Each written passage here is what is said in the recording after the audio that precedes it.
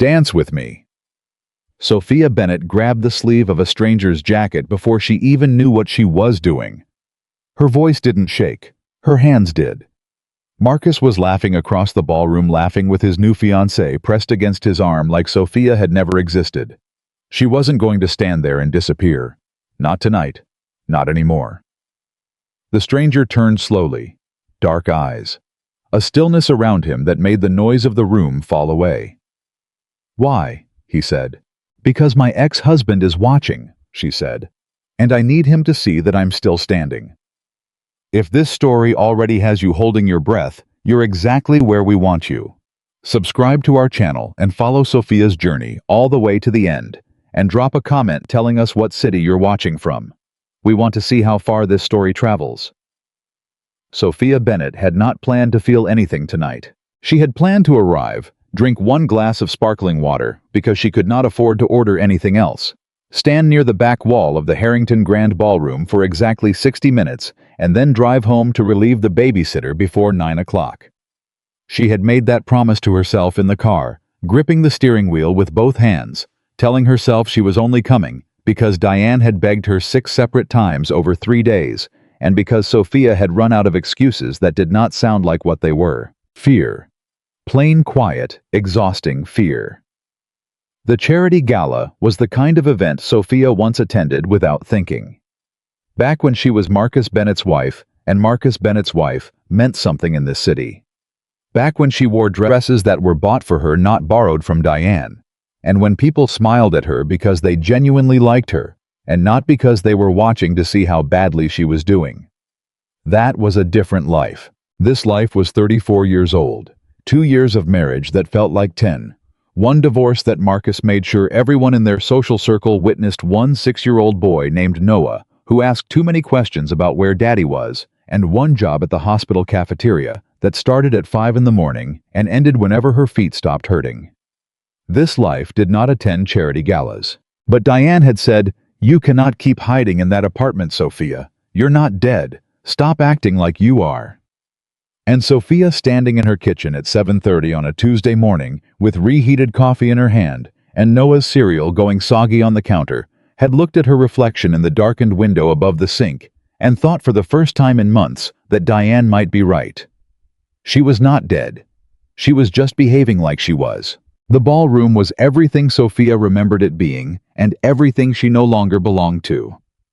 Crystal chandeliers, round tables dressed in ivory linen, the low, careful music of a live quartet in the corner, women in gowns that cost more than Sophia's monthly rent, men in suits that were cut to say without any words that their time was worth more than yours. Sophia had borrowed the black dress from Diane. It fit well enough. She had done her own hair. She had found the small pair of pearl earrings Marcus had given her in the first year of their marriage before everything soured, and she had stood in front of the bathroom mirror for 3 full minutes, debating whether wearing them was sad or practical, and then she had put them in because they were the only nice earrings she owned. And she was not going to let Marcus take that from her too. She got a glass of water from the bar. She found a quiet spot near the south wall. She checked her phone. Noah had sent her a voice message through Diane's tablet.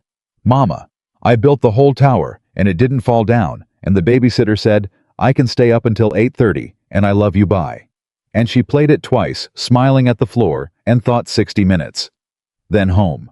Then tomorrow. Then she looked up. And the 60 minutes became irrelevant. Marcus was standing 20 feet away.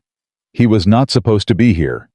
That was the thought that arrived first, stupid and useless, because of course Marcus could be here. Marcus attended every event like this. Marcus had always attended every event like this. This was Marcus's world.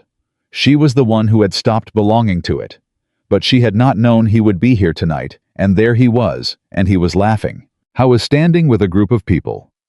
Sophia half-recognized business associates, the kind of men who wore their ambitions on their cufflinks, and beside him with her hand resting on his arm, and her diamond engagement ring catching the light of every chandelier in the room, was Renata Voss. Renata Voss, who was 29 to Sophia's 34. Renata Voss, whose family owned 3 hotels and a media company, and whose name appeared in the society pages so often that Sophia had stopped being surprised by it. Renata Voss, for whom Marcus Bennett had ended his marriage. Sophia did not move. She stood with her glass of water, and she watched her ex-husband laugh at something one of his associates said. And she watched Renata lean into him like she had always been there, and she felt the thing she had spent 3 months training herself not to feel come back up through her chest like a wave. Not love. Not anymore. Not even grief exactly. Something older and colder and more humiliating than either of those things. The feeling of being replaced. The feeling of having been weighed by someone who was supposed to know you completely and found wanting. Marcus had said near the end that she was ordinary. He had not said it cruelly, which was somehow the worst part. He had said it the way you explain something to someone who is already a little slow, patient, almost kind. You're just ordinary, Sophia. I don't mean it as an insult. I need more. I've always needed more. She had been standing in their kitchen. The same kitchen where she made his coffee every morning. The same kitchen where she had stood at the counter, 7 months pregnant with Noah, making dinner because Marcus had called at 6 o'clock to say he was working late. Ordinary. She had held that word inside her for months, turned it over, examined it, tried to decide if it was true. Looking at Marcus now, laughing with his beautiful fiancée and his important friends and his entire uninterrupted life, she felt the word pressing against her ribs. And then she felt something else. Fury. Not the explosive kind. The cold kind. The kind that settles in your bones and makes your hands very steady. She was not going to stand against this wall and be invisible. Not tonight. Not in front of him. She saw the man before she made the decision. How was sitting alone at a small table near the east edge of the ballroom, slightly apart from the nearest cluster of guests, in a way that seemed less like loneliness and more like choice. Like someone who had placed himself exactly where he wanted to be and had no interest in being anywhere else. How was wearing a black suit that did not look like any of the other black suits in the room. She could not have explained the difference if asked. It was the same color, the same general shape. But on him, it looked like it belonged there in a way that the other suits did not like.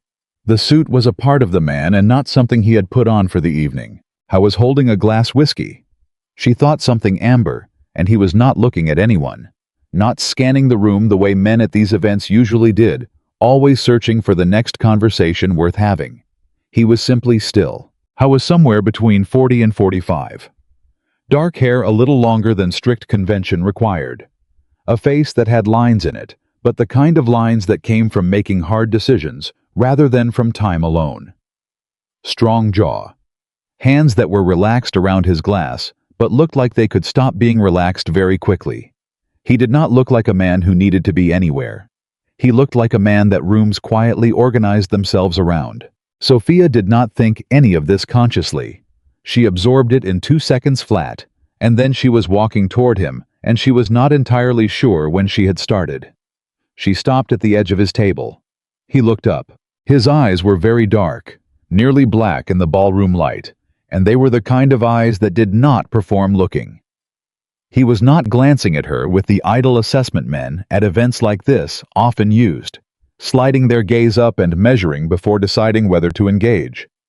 He simply looked at her, directly. Like the question of whether she was worth his attention had already been answered, and the answer was yes, but that he was still deciding what he thought about that. "Can you dance with me?" she said. She heard how it sounded the moment it left her. No preamble. No introduction. Nothing. She had just walked up to a stranger and asked him to dance. The man was quiet for a moment. "Why?" he said. He had a voice that matched his stillness. Not loud. Not soft either. Just present. The kind of voice you paid attention to without knowing why. Sophia glanced across the room toward Marcus. She didn't mean to. It was a reflex. Her eyes found him automatically the way you flinch toward a sound that once hurt you. The man at the table followed her gaze for exactly 1 second. Then he brought his eyes back to her. "Because I want him to see that I'm still standing," she said. She heard herself say it, and part of her was embarrassed by how naked it sounded. But she didn't take it back. She had spent too long taking things back. "My ex-husband. He's over there with his fiancée and I just..."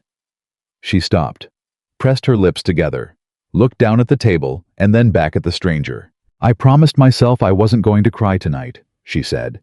And the only way I'm going to manage that is if I'm not standing against that wall alone when he looks over here.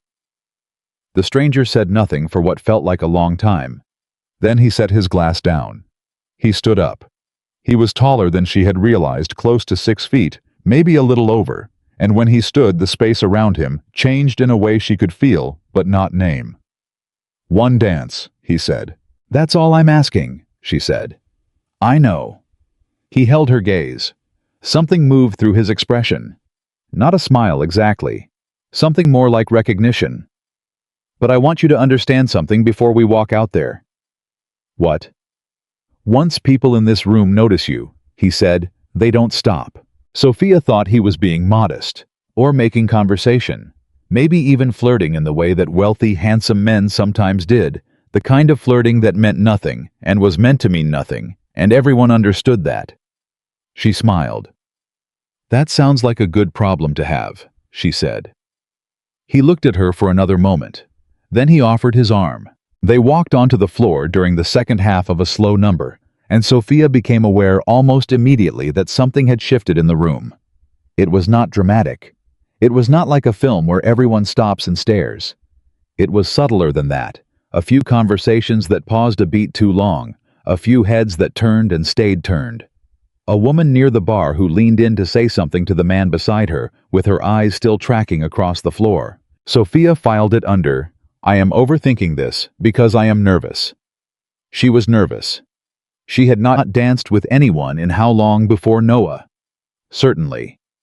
Before the marriage started going wrong, which meant before Marcus began working late and coming home tired and looking at her with eyes that said, this is not what I wanted, even though she still could not say exactly what he had wanted, that she had failed to be.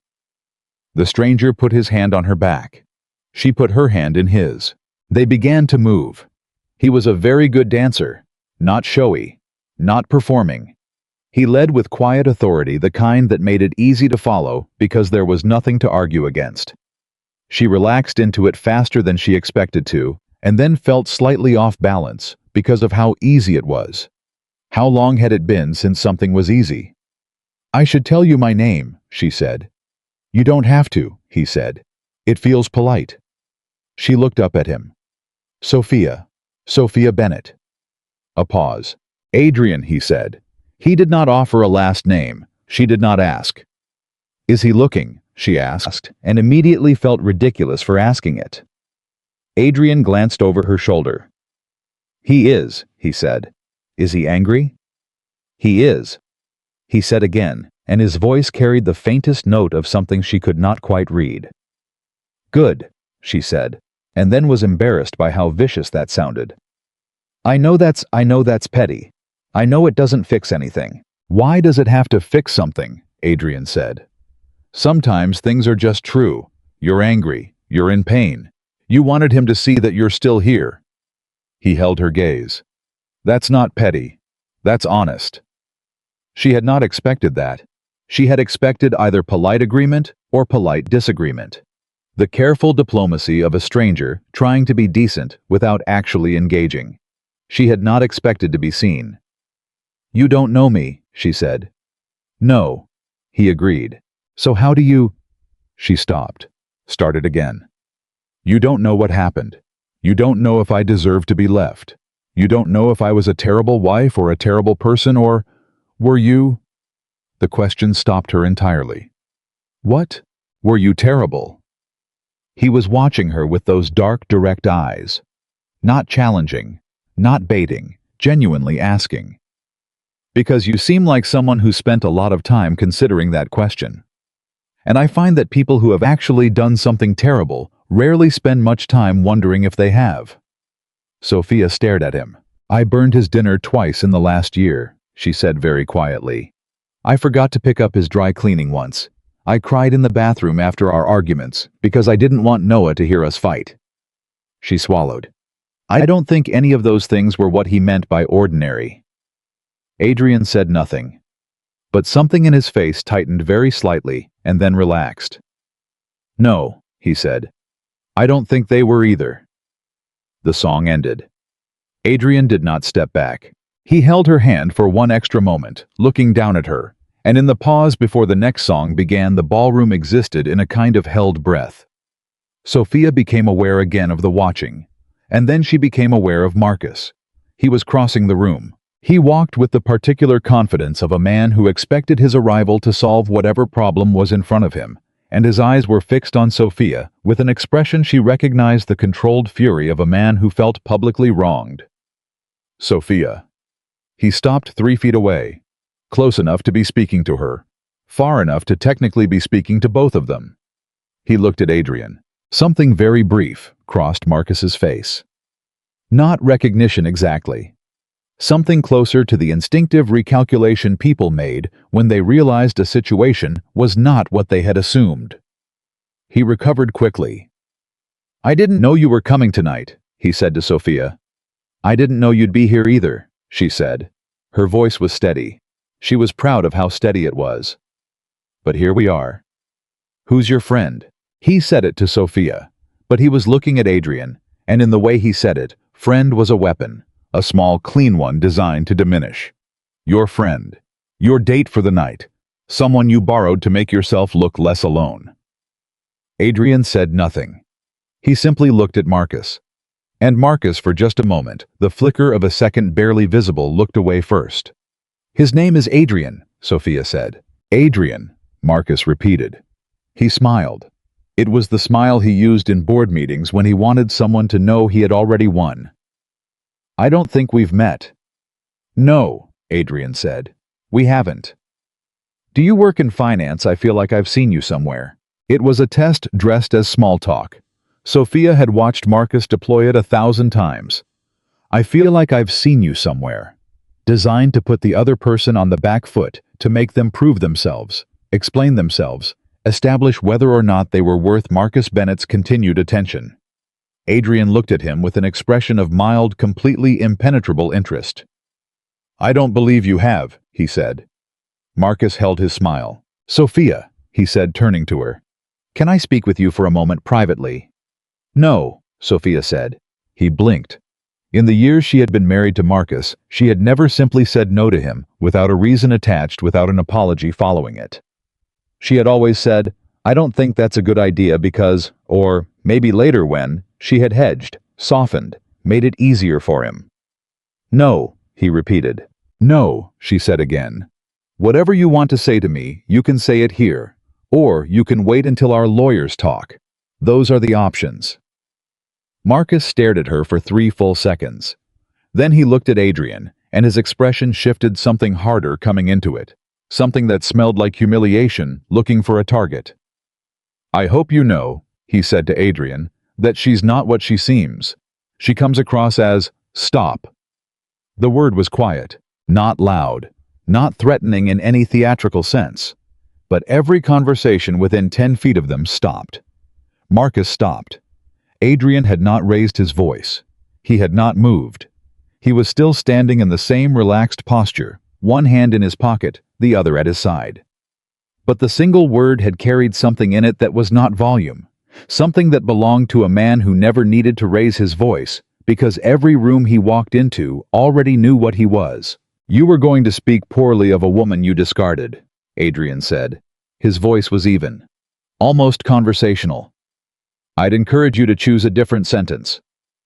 The silence was immaculate. Marcus looked at Adrian, and this time, Marcus did not look away quickly. He held it for a moment, long enough for it not to seem like he was retreating, and then he took one very controlled step back. "Enjoy your evening," Marcus said. He walked away. Sophia let out a breath she had been holding for what felt like several minutes. "You didn't have to do that," she said. "I know," Adrian said. "He's going to be angry." "That's his right," Adrian said. He glanced down at her. For the first time, the faintest edge of something that might have been amusement entered his expression. "Are you all right?" Sophia laughed. It surprised her, the sound of it, how real it was, coming out of her chest without warning. "I don't know," she said honestly. "Ask me in 10 minutes. "Come," he said. "Sit with me for a while." They sat at his table for an hour. Sophia would not have been able to explain afterward exactly how it happened. How 60 minutes of her life passed in what felt like 20, talking to a stranger in a ballroom at an event she had promised herself she would leave early. Adrian asked questions the way people did when they were actually listening to the answers. Not the performative interest of cocktail conversation. How do you know so-and-so? What do you do? Have you been here before? He asked questions that followed from her answers that assumed she had things worth following up on. She told him about Noah. She did not mean to tell him about Noah. She was generally careful about that, about how much she revealed about her son to people she didn't know. But he had asked what kept her going on difficult days, and Noah had come out before she could redirect. How old? Adrian asked. 6, she said. He is so smart. He asks questions all day long. I get home from work and I am so tired and he's waiting for me, and he has these questions about birds, about how airplanes work, about why the sky is blue, and whether it's the same blue everywhere or different blues in different places. What did you tell him about the sky? Sophia looked at Adrian. I told him it depends on where you're standing, she said. That the blue is the same light, but it looks different depending on what's around you, what's underneath it. Adrian was quiet for a moment. That's a good answer, he said. He didn't accept it, she said. He asked a follow-up question for 20 minutes. Adrian made a sound that was almost a laugh. Not quite, but close. She found herself wanting to hear it properly. What about you? She said. What keeps you going on difficult days? He considered the question. Not the pause of someone stalling, but the pause of someone who was actually deciding whether to answer. Routine, he said finally. The work, knowing what needs to be done and doing it. He looked at his glass. That sounds less warm than what you described. It sounds like someone who had to figure out how to keep going without a lot of people helping, Sophia said. He looked at her. Yes, he said. That's right. At 9:15, Sophia looked at her phone and felt the evening land on her like a returned weight. I have to go, she said. I promised the sitter. Of course, Adrian said. He stood when she did.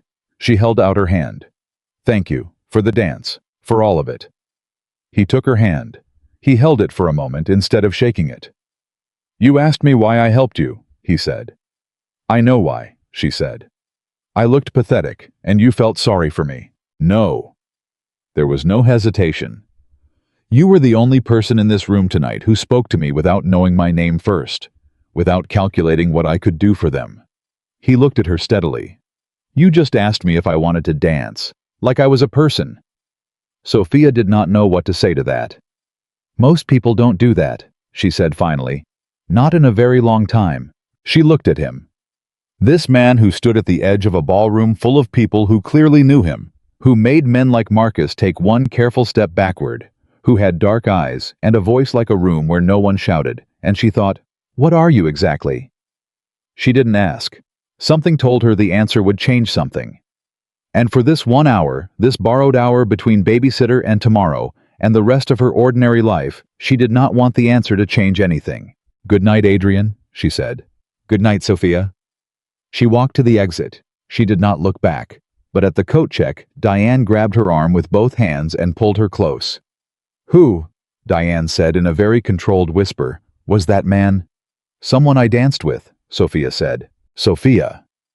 Diane's eyes were very large. Everyone in that room was watching you. Everyone. Do you understand the woman next to me at the bar was literally whispering his name, like... She stopped herself, dropped her voice further. Do you know who that is? Sophia took her coat. His name is Adrian, she said. Sophia. Diane gripped her arm harder. That's Adrian Moretti. The name meant nothing to Sophia. The expression on Diane's face meant everything. Okay, Sophia said slowly. And who is Adrian Moretti? Diane stared at her.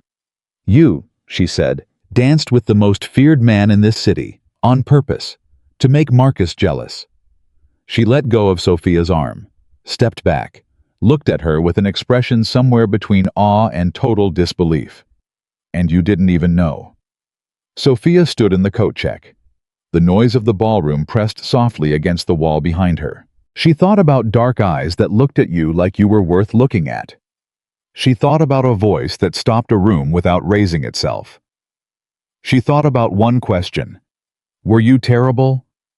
No, she said softly. I didn't know.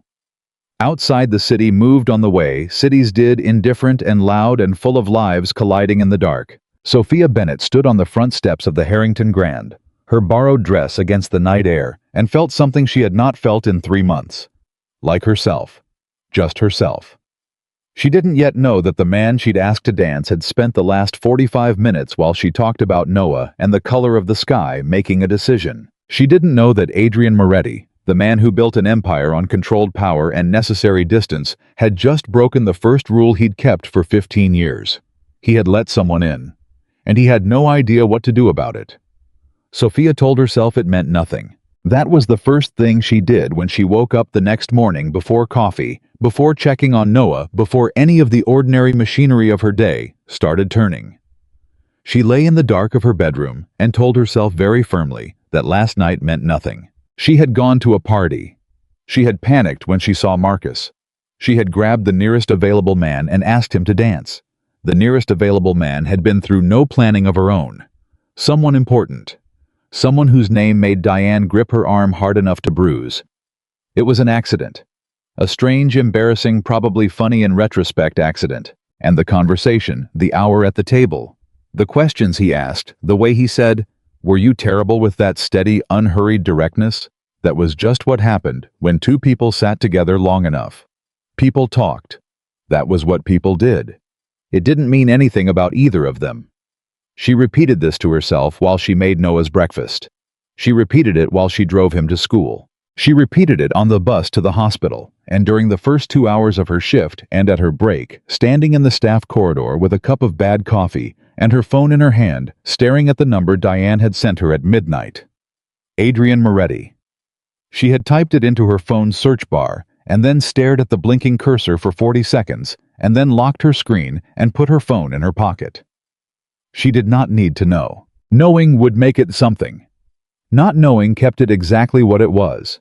One dance, 1 hour, one stranger who had looked at her like she was worth looking at, which was more than she'd had in a long time, but was not under any reasonable measure a reason to upend her life. She unlocked her phone again. She typed his name. 30 seconds later, she locked it again. She had gotten as far as the first 3 results. A business profile, a news article with a headline. She didn't fully read a photograph before she stopped. The photograph was enough. It was from some public event 2 years ago, Adrian standing among a group of men in suits, and it was not the clothing or the setting that made her put the phone away. It was the way the other men were positioned around him. Not with him. Around him. The careful, unconscious half-step back that people took when they were standing next to something with gravity. Sophia put her phone in her pocket and went back to work. Noah asked about the party while she was putting him to bed. "Did you have fun, Mama?" She was smoothing his blanket, the small ritual of it, the way he always needed the edge tucked in on the left side, exactly so. "I did," she said, and was surprised to find it was true. "Did you dance?" She looked at him. "Why do you ask that?" "Because you always said dancing was your favorite part of parties." He looked up at her with those eyes that saw too much for 6 years old. "You haven't talked about dancing in a long time." Sophia sat at the edge of his bed. "Yes," she said. "I danced." "With who?" "A stranger," she said. Noah thought about this with the seriousness he applied to everything. Was he nice? Sophia thought about dark eyes and a quiet voice asking questions, and the way the word "stop" had emptied a room of its noise. "He was," she said, "unexpectedly." Noah nodded like this confirmed something he'd suspected. "Good," he said. "You should dance more, Mama." She kissed his forehead. She turned off the light. She stood in the hallway outside his door and thought, "I should dance more, Mama," and felt the truth of it like a small painful thing lodged somewhere in her chest. Adrian Moretti had a rule. He had many rules. The kind of man he was required them. The kind of work he did required them. But this one was older than the business, and older than the reputation, and older than the city's very considered opinion of him. It had nothing to do with money or power or the careful management of people who owed him things. The rule was simple: don't make it personal. Hai had built his entire empire on that rule. Every decision, every alliance, every line he drew in the complicated map of the city's hidden architecture was made from a position of controlled distance. He saw what others could not, because he was not inside it. He moved with authority, because he did not have anything a person could threaten to take away. He had learned very young what happened when you let people in. He had learned it from his father, who trusted the wrong man and paid for it in a way that Adrian, 12 years old and watching from a hallway, never forgot. He had learned it again at 26 from a woman named Elena, who understood what Adrian was becoming before he fully understood it himself, and walked away rather than wait to see how it ended. He did not blame Elena. He had spent 7 years making peace with not blaming her. He did not let people in. And then Sophia Bennett grabbed his sleeve and said, without knowing anything about him, "Can you dance it with me?" And he had looked at her, really looked at her, the way he looked at everything, assessing, measuring, and he had seen something he was not expecting to see. Someone who was just as alone in a crowded room as he was, not performing it, not using it, just in it, carrying it the way you carry something heavy that you've stopped noticing the weight of because it's been there so long. He stood up before he decided to. That was the thing that bothered him most the morning after the gala. He had stood up before he decided. I was in his office by 7 a.m., which was normal. He had 2 meetings and a phone call from his lawyer about a property dispute in the warehouse district, which was also normal. He signed 3 documents and settled an argument between 2 of his operations managers that had been escalating for a week, and he did all of this with his usual precision and without visible distraction. At noon, he asked his assistant to find out what he could about Sophia Bennett. He said it once in the same tone he asked for everything. His assistant, a man named Cole, who had been with him for 8 years and had long since learned to ask fewer questions than he thought, wrote the name down and nodded. By when? When this afternoon, Adrian said. By 3 o'clock, Cole had put a single page of information on his desk. Not a dossier, nothing elaborate. A page. Because Adrian had said without saying it that what he wanted was context, not surveillance. There was a difference, and Cole knew it. Sophia Bennett, 34, former co-owner of Meridian Craft Supply, a small business she and her ex-husband had built together during their marriage. The business had been dissolved in the divorce settlement. She currently worked in food services at Harrington Memorial Hospital. 1 son, Noah, age 6. She had no outstanding debts other than ordinary ones. She had no criminal record. She had no connections to anyone in the circles Adrian operated in. She was by every metric that mattered in his world, an entirely ordinary woman. He read the page. He read it again. He thought about her saying with a kind of brittle steadiness, "I want him to see that I'm still standing." He thought about the business, her business, the one she'd built, gone in the divorce settlement. He put the page down. He picked up his phone. Sophia's phone rang while she was on the bus home. Unknown number. She almost didn't answer. She had a policy about unknown numbers, let it go to voicemail. Listen to the voicemail, decide, but something made her thumb move before the policy could. Hello. Sophia. Not a question. He said her name like it was already a fact he'd established. She grabbed the handrail of the moving bus. Adrian, she said. A half-second pause on his end. You know my voice, he said. Yes. She pressed closer to the window so the woman next to her wouldn't hear. How did you get this number? Diane gave it to me. Another pause. She was very enthusiastic about giving it to me. Sophia closed her eyes briefly. Of course Diane did. Why are you calling? She said. I wanted to make sure you got home safely last night. She was quiet for a moment. You're calling the next day, she said carefully. I couldn't call last night. I had business. Right. She looked out the bus window at the city moving past. Adrian, I looked you up this morning. Silence. Some of it, she added. Not all of it. I stopped. Why did you stop? Because I was scared of what I was going to find. He let that sit between them. Are you scared now? He asked. I don't know, she said honestly. I don't know enough to be properly scared. I just know that whatever you are, it's a lot more complicated than a man who sits alone at charity galas. That's accurate, he said. So why? She stopped, started again. Why are you calling me? Because I want to see you again. 3 words. He said them plainly without decoration or strategy, and that plainness was more unsettling than any kind of elaborate approach would have been. Adrian, have dinner with me, he said. I have a son. I have work.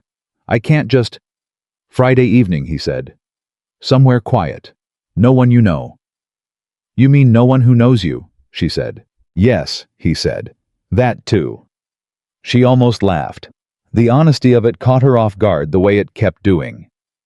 Why me? She said. A long pause. Last night, he said finally. You sat across from me for an hour, and you asked me what kept me going on difficult days. You've never asked anyone else about me what I own, what I control, what I could give you. You asked me. If you were tired, she said quietly. She remembered. He had looked slightly uncomfortable when she asked it in the way people did when they were asked something no one had asked them in a long time. Yes, he said. And what's the answer, she said. Now that you've had more time to think about it. He was quiet for a moment. Yes, he said. Most days. Sophia held her phone against her ear on a bus full of people going home and felt something loosen in her chest that she had not even known was tight. Friday, she said. Somewhere quiet. I'll text you the address. Okay. Sophia. Yes. Wear whatever you want, not what you think you should. She stared out the window. How did you know I was going to worry about that? Because you apologized 3 times last night for things that didn't require apologies, he said. You're someone who has spent a long time trying to take up the right amount of space. I want you to stop calculating for one evening. She sat in the moving bus and felt seen in a way that was almost uncomfortable. Good night, Adrian, she said. Good night. She told Diane on Wednesday over lunch. Diane put down her fork. He called you. Yes. Adrian Moretti called you on your personal cell phone. Diane. Sophia. Diane leaned forward. Do you understand who he is? I mean, do you actually understand? Because you looked very calm when you said his name just now, and I am not calm, and I know him from newspaper articles, not from personal experience. I don't know him either, Sophia said. That's the point. I met him for an hour. He was... She pressed her lips together. He was kind. He was direct. He didn't treat me like I was broken. He runs half the gray economy of this city. I don't know what that means exactly. It means he has power, Diane said, in ways that don't show up in public documents. It means people who have problems with each other come to him to solve them. It means when he told Marcus to stop talking. Marcus stopped talking because there are very few people on earth who would not stop talking when Adrian Moretti tells them to. Sophia was quiet. I know, she said finally. And I said yes to dinner. Diane stared at her. You're either the bravest person I know, she said, or you've lost your mind. Maybe both, Sophia said. Pass the bread. Marcus called on Thursday. She almost let it go to voicemail. She picked up because Noah was at school and she was home, and there was nothing to use as a reason not to, and because part of her had been expecting this call since the gala, and she was tired of waiting for it. Sophia. Marcus. I want to talk about the other night. There's nothing to talk about. Who is he? Direct. No preamble. Marcus in business mode, the mode he used when he was trying to establish control before a negotiation. The man you were with. Adrian. A friend, she said. Don't do that. Don't play games with me. I'm not playing anything. She sat at her kitchen table. You came over to start a conversation. I ended it. That's not a game. He's dangerous, Sophia. And here his voice changed just slightly, the tight edge coming into it that she associated with Marcus being genuinely worried about something. I'm not saying this to get in your way. I'm saying it because I know who that man is, and you don't. You were going to say something cruel about me to him, she said. That's what I remember about that conversation. That you were going to say something cruel about me to a stranger to make yourself feel better about what you did. Silence. I made mistakes, Marcus said. Yes. The divorce is final, she said. Marcus, the divorce is final, and Noah's schedule is set, and if you have something to say to me that isn't about our son, you can say it to my lawyer. I'm trying to warn you. I don't want your warnings. She heard her own voice, steady, clear, completely, without the old apologetic fringe. I don't want your warnings. I don't want your concern, and I don't want your opinion about the choices I make with my own life. Are we clear? A long, stunned silence. You've changed, Marcus said. I've remembered, she said. There's a difference. She ended the call. She sat at the table for a moment, both hands flat against the surface. Then she got up, went to the counter, and made herself a cup of tea. Because that was the kind of ordinary grounding thing a person did after they'd just had a conversation that would have undone her 6 months ago, and she was still standing, and the tea was going to be good. Friday arrived. Sophia wore a dark green dress she had bought 2 years ago for her cousin's engagement party and never worn again. She had pulled it out from the back of the closet 3 times in the past 2 years and put it back, because where would she wear something like that? Working the cafeteria line at 5 in the morning.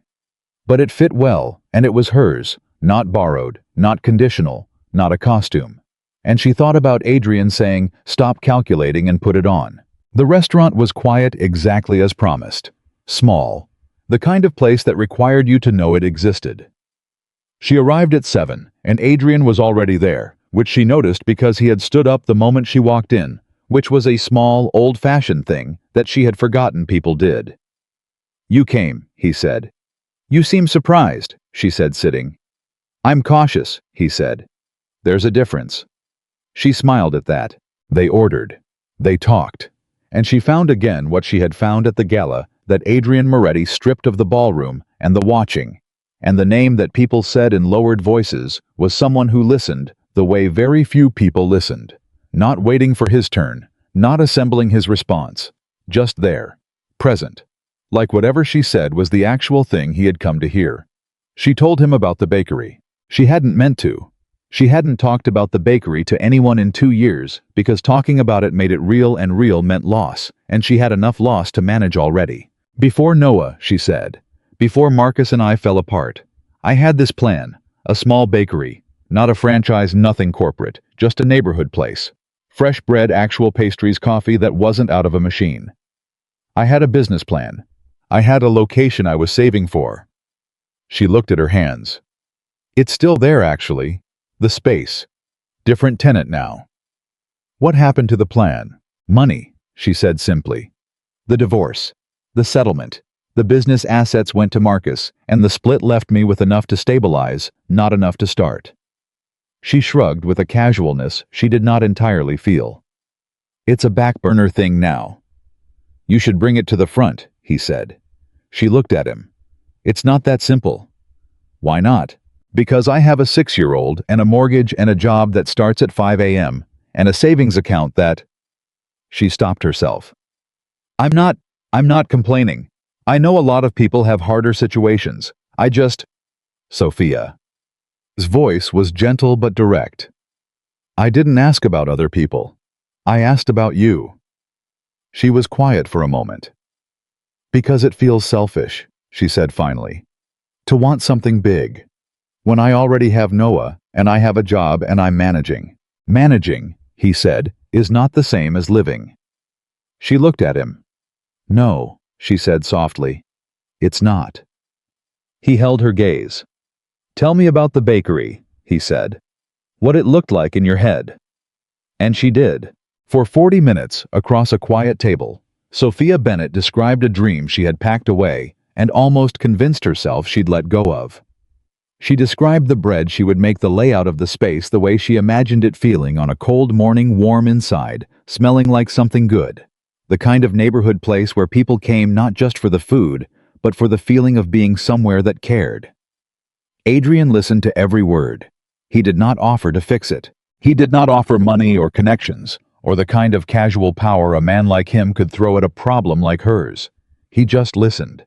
And at the end, when she had run down and was sitting with her hands around her wine glass, feeling slightly exposed at how much she had said, he simply asked, "What would you call it?" "Sophia's," she said, and then laughed at herself. "I know that's obvious." "It's right," he said. "Not obvious. Right." They walked outside after dinner. The city moved around them, unhurried and indifferent. She did not know he had two men at discreet distances on the street. She would not have recognized them if she had, because Adrian Moretti did not walk anywhere without knowing what was around him. Not because he was paranoid. Because the kind of enemies a man built over 15 years of operating in the city's gray economy did not announce themselves. She knew none of this. She walked beside him on an ordinary Friday night and felt for the second time in a week like herself. "Can I ask you something?" she said. "Yes." "Last week at the gala, when you told Marcus to stop." She glanced up at him. He backed down, immediately. "That doesn't happen for most people." Adrian looked ahead. "No," he said. "It doesn't. I need to understand that. I'm not asking to be nosy. I just need to know who I'm talking to." She stopped walking. He stopped with her. "Because I have a son. And whatever I do with my life, whatever I bring close to it, I have to be able to look Noah in the eye and say, I understood what I was doing." He looked at her for a moment. Then he said, "Walk with me a little further." They walked. "My father was from Naples," he said. "He came here with nothing. He was a good man who made an alliance with a man who wasn't. And when that man decided my father was a liability rather than a partner, there was no one to help him." He paused. "I was 12. I watched what happened to a good man who had no power. And I decided I would never be without power again." "How far did you go to get it?" He looked at her sideways. "Far enough that I can tell Marcus Bennett to stop talking," he said, "and he stops." "And further than that?" "Yes," he said. "Further than that. Honesty. Plain, unflinching, without apology or explanation." She had expected deflection, or minimizing the way men who did difficult things usually managed questions about them. She had not expected to be told yes. "I don't hurt people who haven't made that choice themselves," he said quietly. "I know that's a line that sounds convenient when someone says it, but it's the only line I haven't crossed, and I haven't crossed it." She thought about this. "What do you want from me?" she said. "Actually, not the polished version. What do you actually want?" He was quiet for a long moment. "To eat dinner with you again," he said. "To ask you what Noah asked about this week. To find out if the dream gets bigger when you talk about it, because I think it does." He looked at her.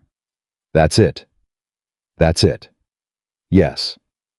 She searched his face for the lie. She did not find it. She did not know then that the night was being watched not by his men, who were a precaution and nothing more, but by a black sedan parked 2 blocks back that had followed Adrian's car from the restaurant and had nothing to do with any precaution he had planned. She did not know that 3 days after this walk, she would learn something about her divorce settlement that would change the shape of everything she thought she understood about her own life. She only knew that she was standing on a city street at 9:30 on a Friday night, having told a man she barely knew about a bakery she thought she'd buried, and that he had listened, and that he had asked what she would call it, and that for the first time in 3 years, she felt like the future was a direction rather than just a wall. "Dinner again," she said. "Okay." He smiled. Not the near smile, not the almost. The real one. She stored it away quietly like something worth keeping. She didn't know it was the first time he'd smiled like that in longer than he could remember, and neither did he. The call came on a Monday morning. Sophia was at work 40 minutes into her shift when her phone buzzed in her apron pocket. She ignored it the first time. The second time, she stepped back from the counter and checked the screen. Her lawyer, Patricia Reyes, had been Sophia's divorce attorney, the one Diane had found for her when Marcus retained a firm with 4 names on the letterhead and offices on the 42nd floor. Patricia was one person, one office, reasonable rates, and she had fought for Sophia with the focused intensity of someone who took it personally when powerful men tried to walk over her clients. Patricia never called on Monday mornings. "I have to take this," Sophia told her supervisor and stepped into the back corridor. "Sophia." Patricia's voice was flat. The particular flatness that Sophia recognized as her attorney's version of controlled anger. "When did you last look at the Meridian settlement documents?" Sophia's stomach dropped. "Why? Answer me first." "I 6 months ago, when it finalized." "Patricia, what?" "There's a clause," Patricia said, "in Section 14C of the dissolution agreement. A subordination clause tied to the operational assets. Do you remember signing it?" Sophia pressed her free hand against the wall. "I signed everything you put in front of me," she said. "You told me it was standard." A short silence. "It was presented to me as standard," Patricia said carefully. "I should have read it closer." "Sophia, I am telling you right now that I should have read it closer, and that is on me, and I am going to fix it. But I need you to hear what I'm about to tell you and not panic." "Tell me." "The clause effectively transferred your equity stake in the shared investment portfolio, the one attached to Meridian, to Marcus upon dissolution. Not just the business. The portfolio. Which means the return on investment that accrued during the last 2 years of your marriage. The money you were entitled to from the business growth you participated in building went to him." Sophia stopped breathing for a moment. "How much?" she said. Patricia told her. Sophia's hand tightened on the phone until her knuckles ached. "He knew," she said. It was not a question. It was the moment something she had half suspected, but refused to believe, walked out of the shadow and stood in front of her in full light. "Patricia, he knew that clause was in there." "I believe so, yes." "He let me sign it." "Yes."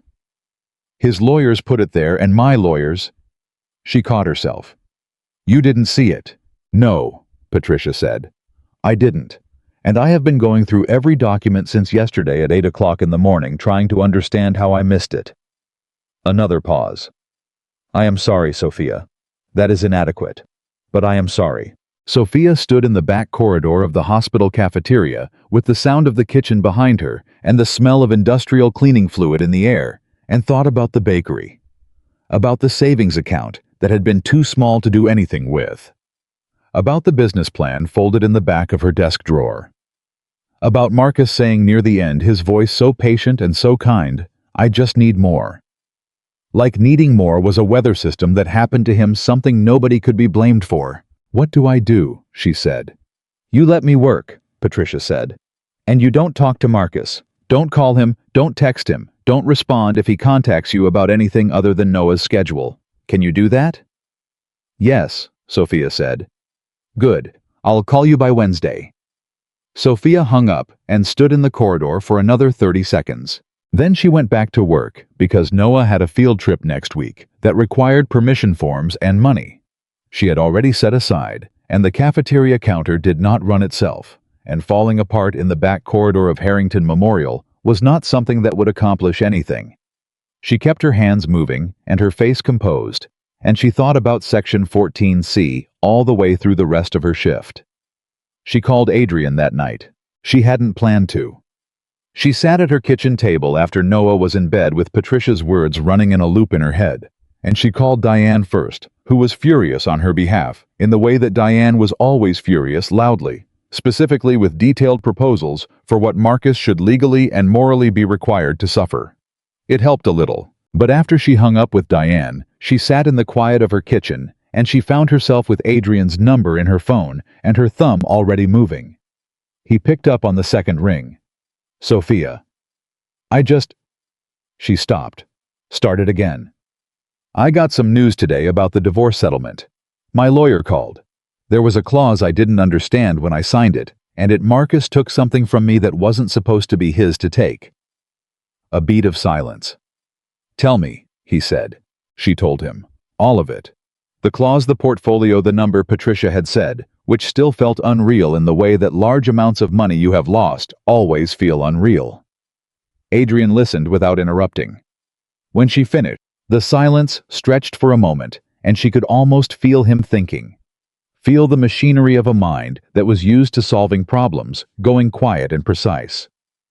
"I can handle this," he said, and something in the way he said it, The absolute easy confidence, the same tone he might use to say, "I can have that delivered by Thursday," made her stop.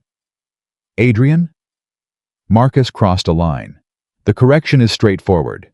I have a lawyer who—" "Stop." Her voice was firm. Quiet but firm. "Please stop."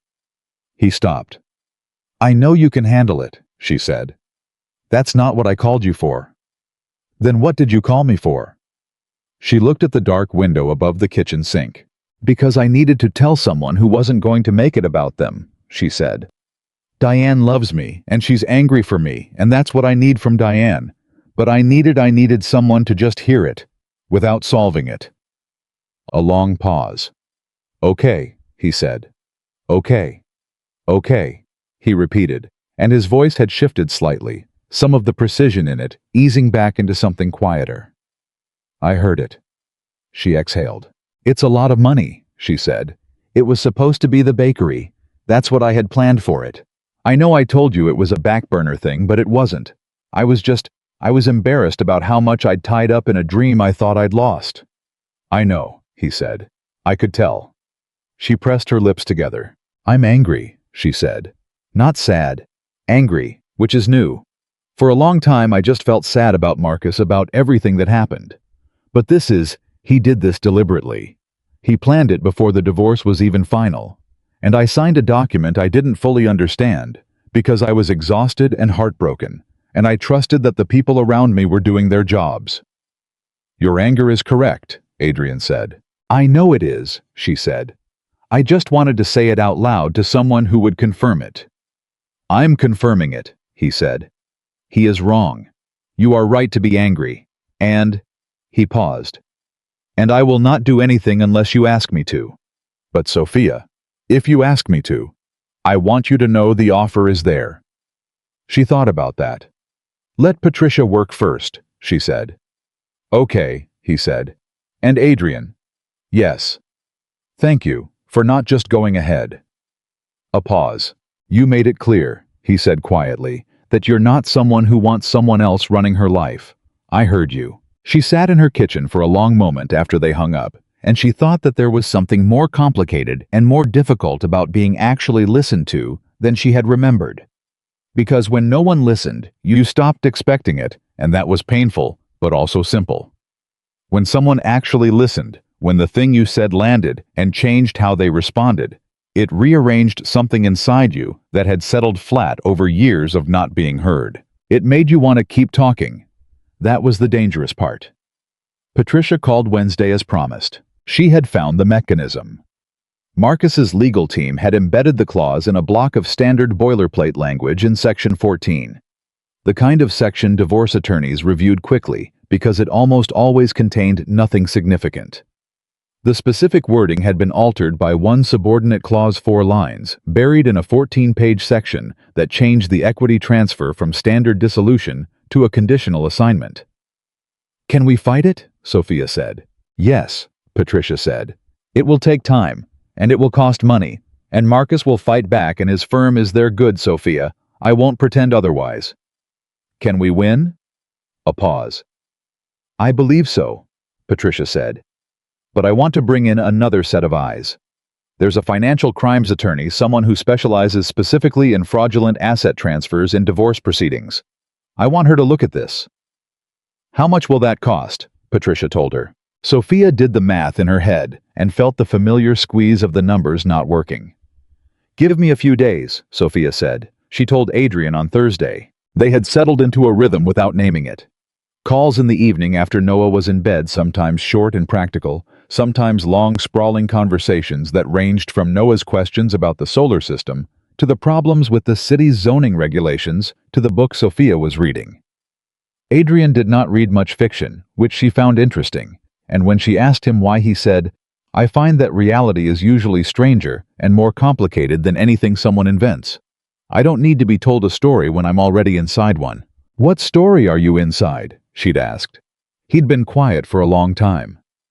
"I'm still working that out," he said. But on Thursday, she told him about the financial crimes attorney and the cost, and he was quiet for a moment. "Let me help," he said. "Adrian." "Not as a gift," he said quickly. Not as something you owe me. I have a financial attorney on retainer, not a cost to you, Sophia. She exists, she's already paid for, and she handles exactly this kind of work.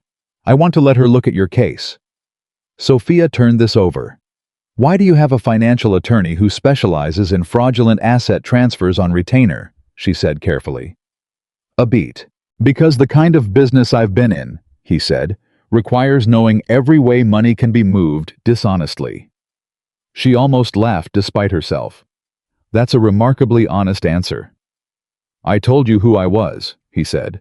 I didn't pretend. No, she said. You didn't. She looked at the ceiling. Okay. Yes. Let her look at it. But Adrian, if it goes to court, I want Patricia in that room. She's mine. She made a mistake and she's trying to fix it, and that matters. Of course, he said without hesitation. And if anything goes in a direction I don't understand or didn't agree to, I want it stopped immediately. You have my word. She thought about what his word was worth. She thought about the way he had stepped back at the gala when Marcus tried to speak, and the way he had told Marcus to stop, and the way every conversation she had with Adrian carried the sense of a man who said exactly what he meant. Okay, she said. The attorney's name was Isabel Vance, and she arrived at Patricia's office the following Tuesday with 2 associates and a briefcase, and the practiced efficiency of someone who was very good at finding things other people had hidden. She shook Sophia's hand. She looked at the documents for 4 hours. At the end of 4 hours, she came out of the conference room and said, "This is not the only thing he did." Sophia stared at her. What? Isabel set a single sheet of paper on the table. The clause is the most visible piece, she said. But the portfolio itself, the one attached to Meridian, was also leveraged 18 months before your divorce was filed against a private investment group, a group called Voss Capital Partners. The room went very quiet. Sophia's chest went cold. Voss, she said. Renata Voss's family's investment arm. Patricia said, her voice very controlled. He was working with them before the divorce. Isabel looked at Sophia directly.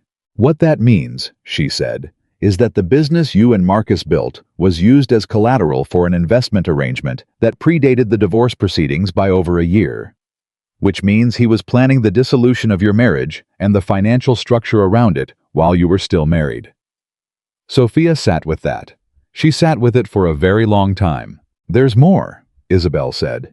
The arrangement between Marcus and Voss Capital, the way it was structured, created a liability that is partially tied to the Meridian business name. Which means in the event of any legal or financial investigation into Voss Capital, Meridian would appear on the books as a connected entity. Which means I would appear on the books, Sophia said slowly. Yes, Isabel said, as a former co-owner of record. Sophia looked at Patricia. Patricia's face had gone the careful blank of a lawyer processing something bad and deciding how to present it. They used me, Sophia said. Marcus and Renata, they structured it so that if anything went wrong with their investment scheme, my name would be attached to the business that went wrong. That's our read, Isabel said. He didn't just take my money, Sophia said. He was going to let me take the blame. No one in the room said anything. Sophia put both hands flat on the table. She thought about Marcus saying ordinary, replaceable. She thought about him standing at gala with Renata's hand on his arm and laughing the pure, unconcerned laugh of a man who had arranged every variable to his satisfaction. She thought about Noah asking where Daddy was, and about herself standing in a hospital cafeteria at 5 in the morning, and about the savings account that was supposed to be a bakery. What do we do? She said. Isabel looked at her with the focused calm of someone who had seen this before and knew exactly what came next. You become the person who exposes it, she said. Adrian came to her apartment for the first time that Thursday evening. She had asked him to come. She had not been sure about the choice. Her apartment was small. The second-hand furniture was clean, but clearly second-hand. And there was a stack of Noah's books on the coffee table, and a drawing of a dragon Noah had done taped to the refrigerator, but she had asked because she needed to tell him in person, and because she found she was no longer performing for anyone. He arrived exactly on time. He stood in her doorway and looked at her, and whatever he saw on her face made him say before she could begin, "Tell me." They sat at her kitchen table. She told him everything Isabel had said. Adrian listened. He did not move through most of it. His hands were on the table relaxed, and he watched her face with the same focused attention he gave everything, and she could see because she was learning to read him the moment it landed. The slight tightening around his jaw, the way his eyes went from listening to something more precise. "He set you up," Adrian said. "Yes." "For crimes that aren't yours." "Yes." "And the Voss family is involved." "Yes." He was quiet. "I know the Voss family," he said. She looked at him. "I know," he said. "I know how that sounds. But I need you to understand that the network I operate in it overlaps with theirs. I have known for some time that certain members of Voss Capital were engaged in practices that were not legal. I did not know Marcus Bennett was connected to them." "What kind of practices?" she said carefully. He met her eyes. "Investment fraud," he said. "The specific kind where legitimate business names are used as shells. They find people, usually people in divorce proceedings, people who are distracted and hurt and not watching the financial structures around them, and they attach liability to those people's names." The cold in Sophia's chest spread. "How many people?" she said. "Several," he said. "That I'm aware of."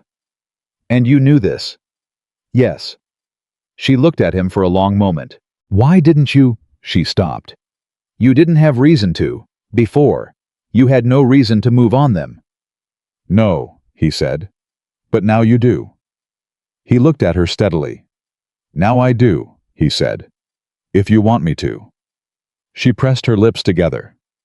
"I have Isabel," she said. "I have Patricia. They're building a legal case. A real one, documents financial records and actual trail that can be put in front of a judge." She looked at him. "I don't want this solved the other way, Adrian. Not for me." I was quiet. "I know what I'm capable of," he said. "And I know you know. And I understand what you're asking." "I'm asking you to let me do this," she said. "I'm asking you to let it be mine. What Marcus did, what Renata did, the exposure of it, the correction of it. I need that to be something I did, not something that was done for me." Adrian was still. She watched him sit with it. She watched a man who solved problems by controlling them make the choice to set his hands down. "Tell me what you need from me," he said. "Access to your attorney," she said. "Isabel is good, but your people know the Voss operation from the inside. If they can give Isabel the financial architecture where the money actually moved, how the shell structure was built, she can construct a case that holds." "I can do that," he said. "Legitimately," she said. "Information only. Nothing that would compromise the case or compromise me." "Legitimately," he agreed. She looked at him. "This isn't easy for you," she said, sitting back. He held her gaze for a moment. "No," he said. "It isn't." "Why are you doing it?" He was quiet for a long moment. "Because I spent 15 years deciding what was best for situations and moving on them," he said. "Because that's what I know how to do. And because—" He stopped, looked at the table, then back at her. "Because I have spent 15 years in rooms where everyone wanted something from me. And you sit across from me and tell me exactly what you need and exactly what you don't, and you trust me enough to be honest about the line. And I—" He stopped again. "And," she said softly, "I don't want to be the person who crosses your line," he said. "Even if I could fix it faster by doing so." Sophia sat in her small kitchen with the dragon drawing on the refrigerator and the stack of Noah's books behind her, and looked at a man who ran half the gray economy of the city, who had made people afraid for 15 years, who had built power around himself like a wall because he watched what happened to people without it. She looked at him, choosing something different. "Okay," she said. "Okay," he said. "There's one more thing," she said.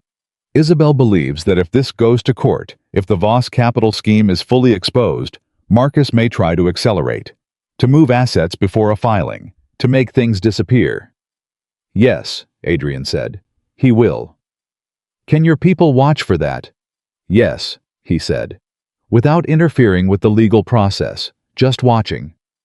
"Just watching," she agreed. He nodded. There was a sound from down the hall, a small thump, the creak of a bed, the particular noise of a 6-year-old who was supposed to be asleep and had turned over in a way that proved he was not entirely. Sophia glanced toward the hallway. Adrian glanced too. "Does he know?" Adrian said quietly. "About any of it?" "He knows Daddy, and I have some grown-up problems," she said. "He knows I'm handling them. He asks me sometimes if I'm okay, and I tell him yes, which is mostly true.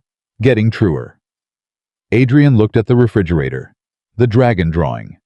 Green crayon uneven wings fire that Noah had colored orange and red in alternating stripes. "He's talented," Adrian said. Sophia looked at the drawing and felt something warm move through the cold in her chest. "He's everything," she said simply. Adrian looked at the drawing for another moment. Then he looked at her. "I won't let him be caught in this," he said. "Whatever happens with Marcus, whatever the legal process looks like, Noah does not get touched by it." She studied his face. "Is that a promise or a capability?" she said. "Both," he said. She believed him. Not because she was naive. She had learned in the months since her marriage ended to stop being naive about what people told her about themselves.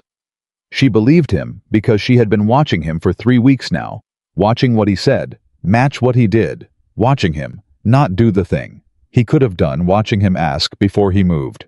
She believed him because he had told her exactly who he was and had not flinched when she looked at it. "Stay for coffee," she said. He looked slightly surprised. "It's not good coffee," she added. "It's the kind from a tin. But it's hot and it's—" "Yes," he said. She got up to make it. She stood at the counter and she heard him behind her. At the kitchen table, heard the slight shift of his chair. Heard him pick up one of Noah's books from the stack. She could tell from the sound of the pages, and something about that sound.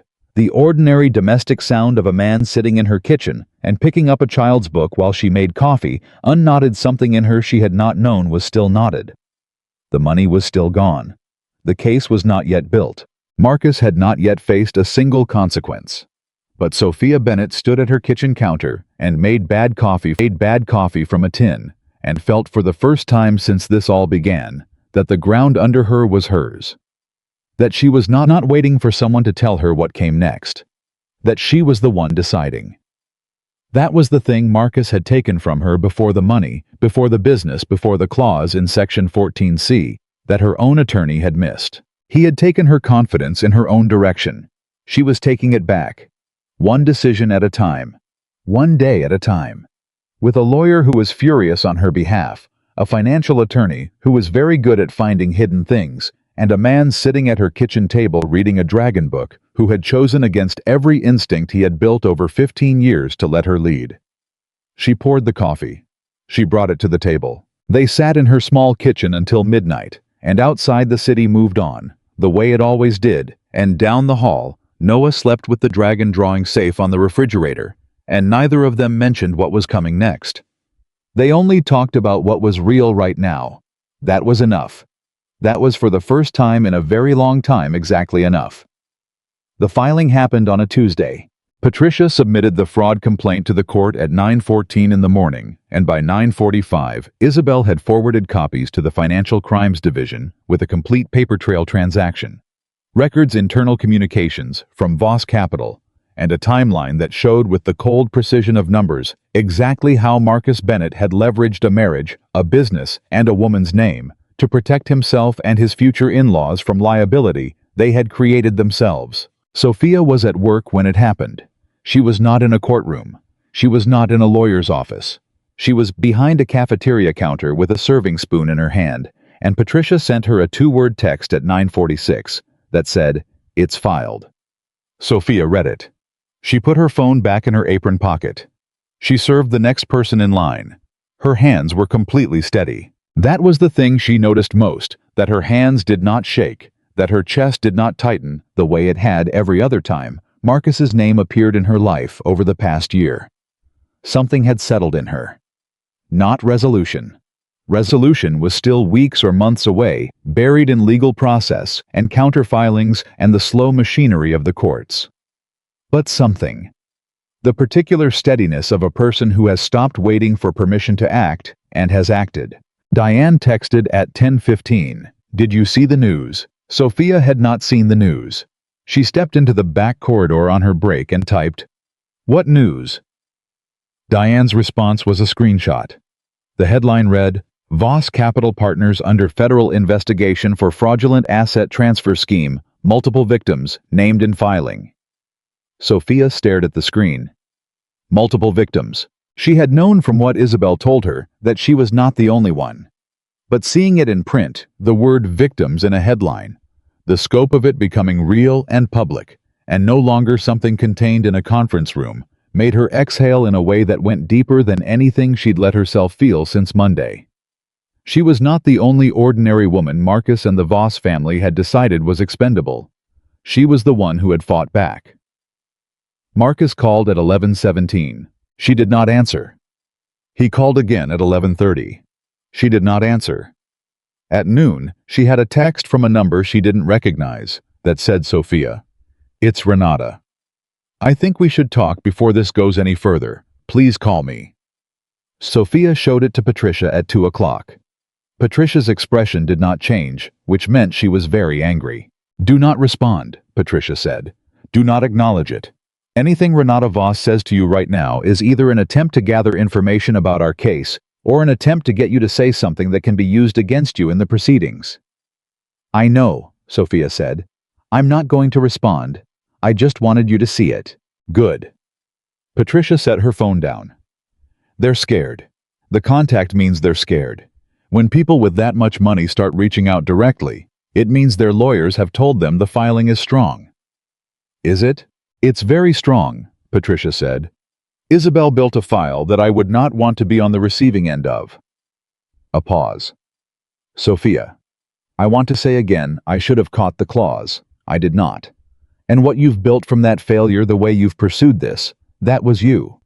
I want you to understand that. Sophia looked at her. We built it together, she said. You and Isabel and me. Isabel and I provided the mechanism, Patricia said. You provided the spine. Adrian heard about the filing before she could call him.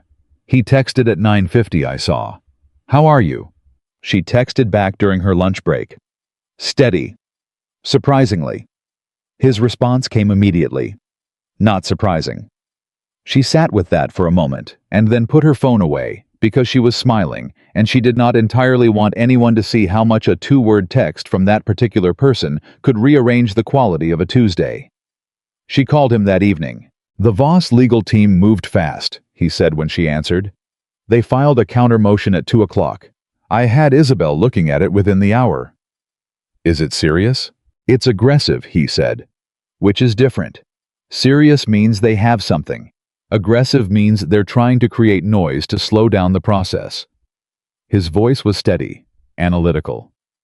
Isabel believes the countermotion will be dismissed within 10 days.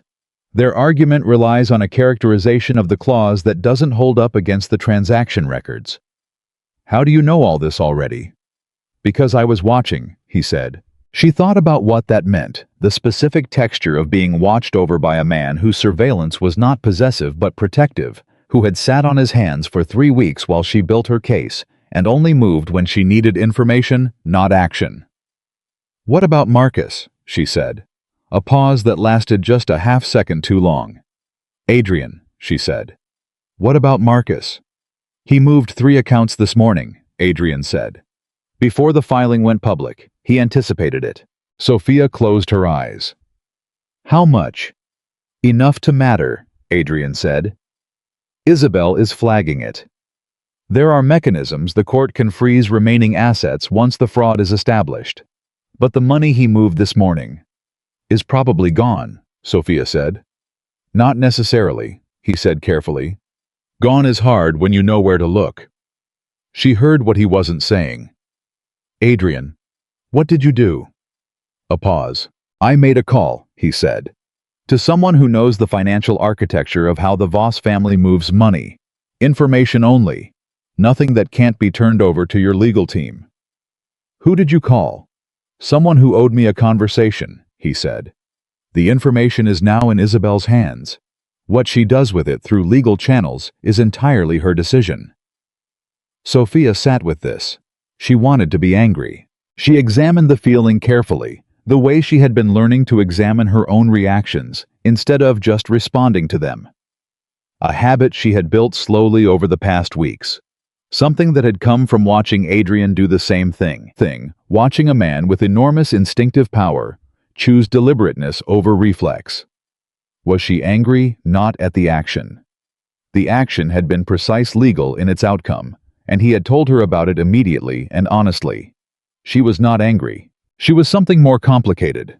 The feeling of having someone in your corner who was capable, truly capable, and who was choosing constantly actively to stay in your corner instead of taking the game over. "You told me immediately," she said. "Yes," he said. "You didn't wait to see if I'd find out." "No," he said. "I don't operate that way with you." She looked at her kitchen ceiling. "Thank you," she said finally. "You're not angry," he said. "I'm not angry," she confirmed. "I'm also not saying go further, but thank you." "I know the line, he said. "I know you do," she said. "That's why I'm not angry." The court hearing was scheduled for 3 weeks out. In those 3 weeks, Sophia's life continued to be exactly what it had been. Early shifts, Noah's school pickups, the small economies of her budget, the Tuesday library trips, the Sunday morning pancakes that Noah required with the specific configuration of blueberries arranged in a vase before he would eat them. The difference was the phone calls. Every evening after Noah was in bed, sometimes 30 minutes, sometimes 2 hours, Adrian called or she called, and they talked the way she had not talked to anyone in years freely, without the particular self-censorship that came from worrying about how you sounded, or whether you were taking up too much space, or whether your thoughts were worth the other person's time. He told her about his father. More than he had before. His father, who had come from Naples with a carpenter's hands and an absolute belief that if you worked hard and stayed honest, the city would reward you. Who had trusted a man named Caruso with a partnership that destroyed everything he built. Who had died when Adrian was 17, not from anything Caruso did directly, but from the accumulated weight of being broken by someone you trusted. "I decided at 17, Adrian said, that I would never be in the position my father was in, that I would have enough power that no Caruso could ever touch what I built." "Did it work?" she said. "Yes," he said. "And it cost me everything it was supposed to protect." "What do you mean?" He was quiet for a moment. "You can't build walls high enough to keep enemies out without also keeping everything else out," he said. "I built the empire my father didn't have, and then I stood inside it, and there was nothing there but the empire." She heard the truth of it, the particular loneliness of a man who had succeeded completely at the wrong thing. "Until a woman grabbed your sleeve at a charity gala," she said. "A beat." "Until that," he said. She thought about the 6-year-old down the hall who built towers that didn't fall. "Noah asked about you today," she said. A silence. "What did he ask?" "He asked if you were coming to Sunday pancakes." Another silence longer. "What did you tell him?" "I told him I would ask you." The silence this time was the kind that had weight in it. "I'm not good at this," Adrian said. "I want to be clear about that. I don't have a reference point for what you're describing. Sunday pancakes." "Neither did I for a while," she said. "After Marcus left the first Sunday, Noah and I had pancakes alone. I cried a little bit while the batter was mixing, and then I pulled myself together, and we had pancakes, and it was fine. And then we did it the next Sunday, and it was a little better. And now it's the thing we do, and it's..." She paused. "It's just ours. That's all it is. Something that's just ours." "I would like to come," he said. "If the invitation is real." "It's real." "Then yes," he said. Adrian came on Sunday. He arrived at 9:15 with a brown paper bag from a bakery, 6 blocks from her apartment. Real croissants, the butter-laminated kind, that left flakes on your shirt, and a small jar of honey, because he had heard her mention once in passing that she preferred honey over syrup on certain things, and he had remembered. Noah met him at the door. Sophia watched it happen from the kitchen doorway, with her heart doing something unsteady. She had warned Noah, The way you warned a 6-year-old someone Mama knows is coming for pancakes. His name is Adrian. You will use your manners." And Noah had nodded with the seriousness he applied to instructions. He planned to honor for approximately 4 minutes before doing whatever he was going to do anyway. What he did was look up at Adrian from a height of about 3.5 feet and say without preamble, "Do you know what the fastest bird is?" Adrian looked down at him. "The peregrine falcon," he said. Noah's eyes went wide. "In a dive," Adrian added, "over 200 miles per hour." Noah turned around and walked directly to the kitchen table and sat down, and Sophia could see from his face that the question had been a test and that Adrian had passed it. She met Adrian's eyes over Noah's head. Adrian's expression was something she had not seen on him before, a careful, slightly stunned openness, like a man who had walked into a room and found it was not what he expected and was not sure yet if that was good or terrifying. She decided it was both. She decided that was fine. They made pancakes. Noah required the blueberry face. He explained this to Adrian with the gravity of someone describing a structural engineering requirement, and Adrian listened and then arranged the blueberries with a precision that suggested he was taking it as seriously as Noah intended. "The mouth has to curve," Noah said. "I know," Adrian said. "How do you know?" "Because you said blueberry face, not blueberry arrangement," Adrian said. "A face has expression." Noah looked at the pancake and then at Adrian. "You're smart," Noah said. "Thank you," Adrian said with exactly the right gravity. Sophia stood at the counter pretending to focus on the coffee and allowing herself quietly, completely to feel what was happening in her kitchen, without immediately categorizing it or protecting herself from it. She had spent a long time protecting herself from things that felt too good. She was trying carefully and imperfectly to stop doing that. They ate breakfast. Noah talked, which he always did, at a rate that suggested he had approximately 900 things to say, and was aware that adult patience was finite, and was therefore trying to deploy the most important ones first. He told Adrian about the field trip to the Science Museum. He explained his current theory about whether dinosaurs had been afraid of the dark. He asked Adrian what his job was. Sophia had wondered how Adrian would answer that. He answered without hesitating. "I manage things," he said. "When people have problems with each other, they come to me and I help find solutions." Noah considered this. "Like a principal," he said. "A bit," Adrian said. "Our principal is Mr. Harbour, and he's very loud," Noah said. "Are you loud?" "Rarely," Adrian said. "Good," Noah said. "Loud doesn't usually help." Sophia made a small sound that was not quite a laugh. Adrian looked at her over Noah's head. Something passed between them. Warm, wordless. The kind of communication that requires a shared language built from weeks of real conversation. She looked away first, because otherwise she was going to say something unguarded. After breakfast, Noah went to his room to build what he described as an extremely important structure, and required no assistance, and please do not come in until he said so. The kitchen went quiet. Adrian helped clear the table without being asked. "You didn't have to bring the croissants," she said. "I know," he said. "The honey specifically was—" She stopped. "I mentioned that once, in passing." "Yes," he said. She looked at him. "You pay attention," she said. "I always pay attention," he said. "It's just the first time it's been for a reason I chose." She held his gaze. "Adrian, what are we doing?" He set down the plate he was holding. He turned to face her fully the way he did when something required his complete attention, and she felt the weight of it being the recipient of that focus, the thing that a room organized itself around when it turned toward you. "I think," he said carefully, "that we are doing something neither of us has a clear map for. I have a 6-year-old son," she said, "and a fraud case in court, and a job that starts at 5 in the morning, and a savings account that is—" "I know what you have," he said. "I'm not confused about your life, Sophia. I've been paying attention to it for weeks." "And you're—" She gestured slightly helplessly in the general direction of everything he was. "You're what you are." "Yes," he said. "I am what I am. I'm not going to become something else." "I know that. But I'm also not—" He paused, looked for words with the care of someone who did not use them loosely. I am not in the habit of sitting at a kitchen table and making blueberry faces. I am not in the habit of calling someone every evening. I am not— Another pause. I am not in the habit of wanting to. She looked at him. This is new for you, she said. Yes, he said.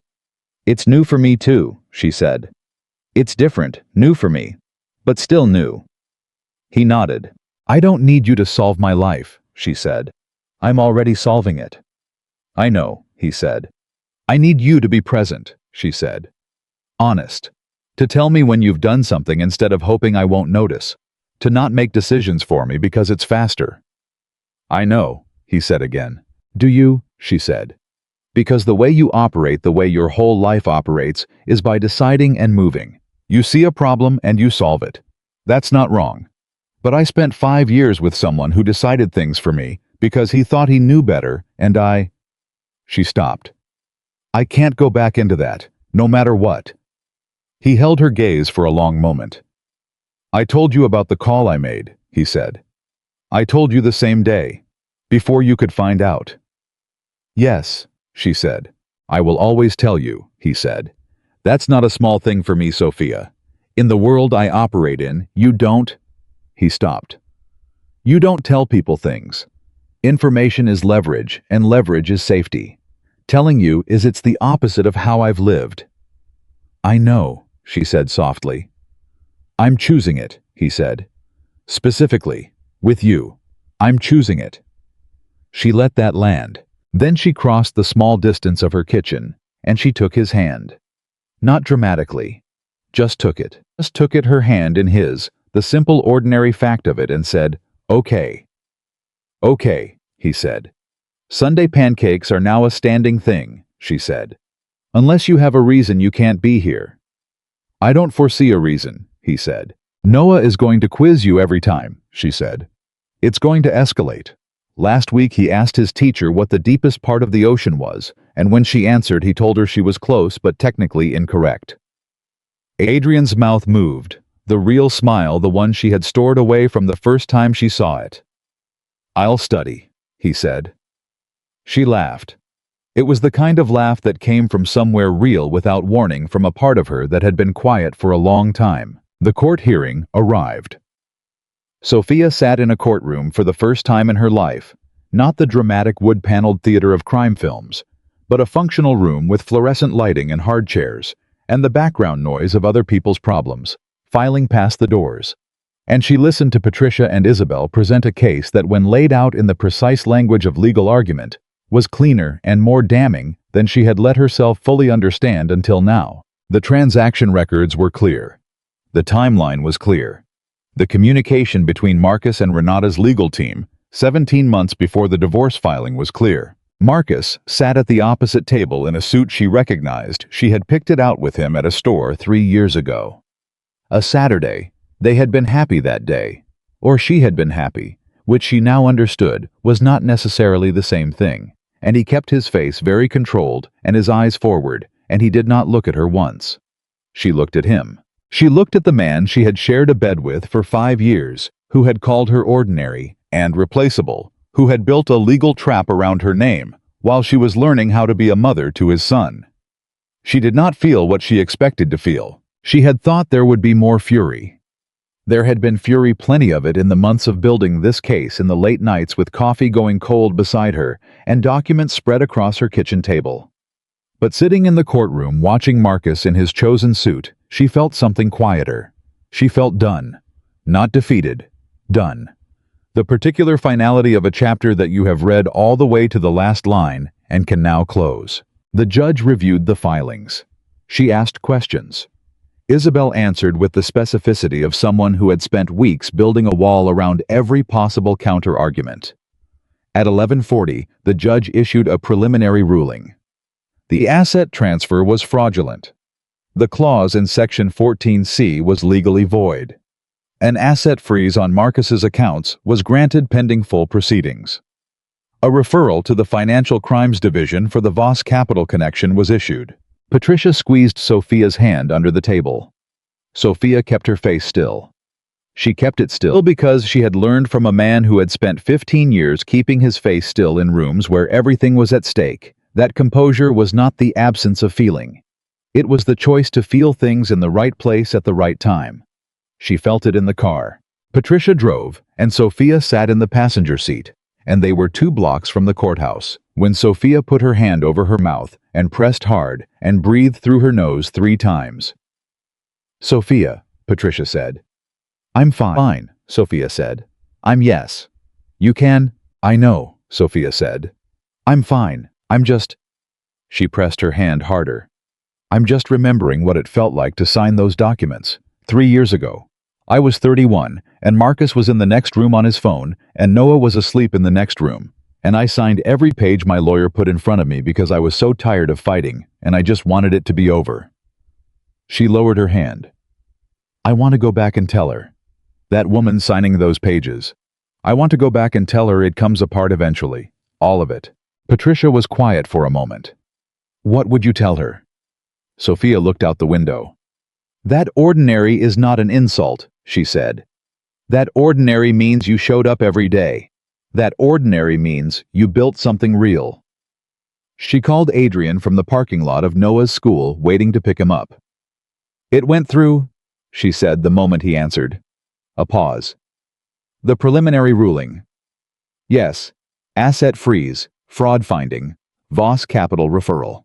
Another pause, and then something in his voice that she had rarely heard. A warmth that was not careful, not managed, just real. "Sophia," he said. "I know," she said. "You did this. We did this. You did this," he said again, and she understood he was not going to concede the point, and she was not going to argue with him this time, because she knew he was right mostly, and because she was sitting in a school parking lot about to see her son, and the feeling in her chest was enormous, and she needed someone to say it to. "I did this," she said. "Yes," he said. She heard the school doors open, the sound of children releasing into the afternoon. "Noah's coming," she said. "Go," he said. "We'll talk tonight." She put the phone down and opened the car door, and Noah came running across the parking lot with his backpack bouncing, and she crouched down, and he ran straight into her, and she held him tight enough that he made the small protesting sound of a 6-year-old who was being hugged more than he had specifically consented to. "Mama," he said, muffled against her shoulder. "Hi, baby," she said. "Why are you crying?" "Happy crying," she said. He considered this. "Did something good happen?" She pulled back and looked at her son's face, the one that asked questions all day long that required blueberry faces on his pancakes. That had told a man he'd never met that loud, doesn't usually help, and been exactly right. "Yes," she said. "Something very good." "Tell me," he said. She stood up. She took his hand. "Walk with me," she said. "I'll explain on the way." And they walked together toward the car, hand in hand. Mother and son, through an ordinary afternoon in an ordinary parking lot, and Sophia Bennett explained to her 6-year-old in words he could understand that sometimes things that seem broken are just waiting for someone brave enough to fix them. Noah listened with his whole self the way he listened to everything. Then he said, "Like a tower that fell down." She tightened her hand on his. "Exactly like that," she said. "And then you build it again, and it's better, because now you know which pieces were weak." He nodded.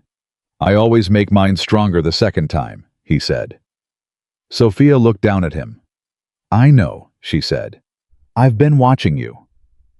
The final settlement came through on a Thursday morning in early March, 8 months after Sophia had walked into the Harrington Grand Ballroom in a borrowed black dress and asked a stranger to dance. Patricia called at 8:52.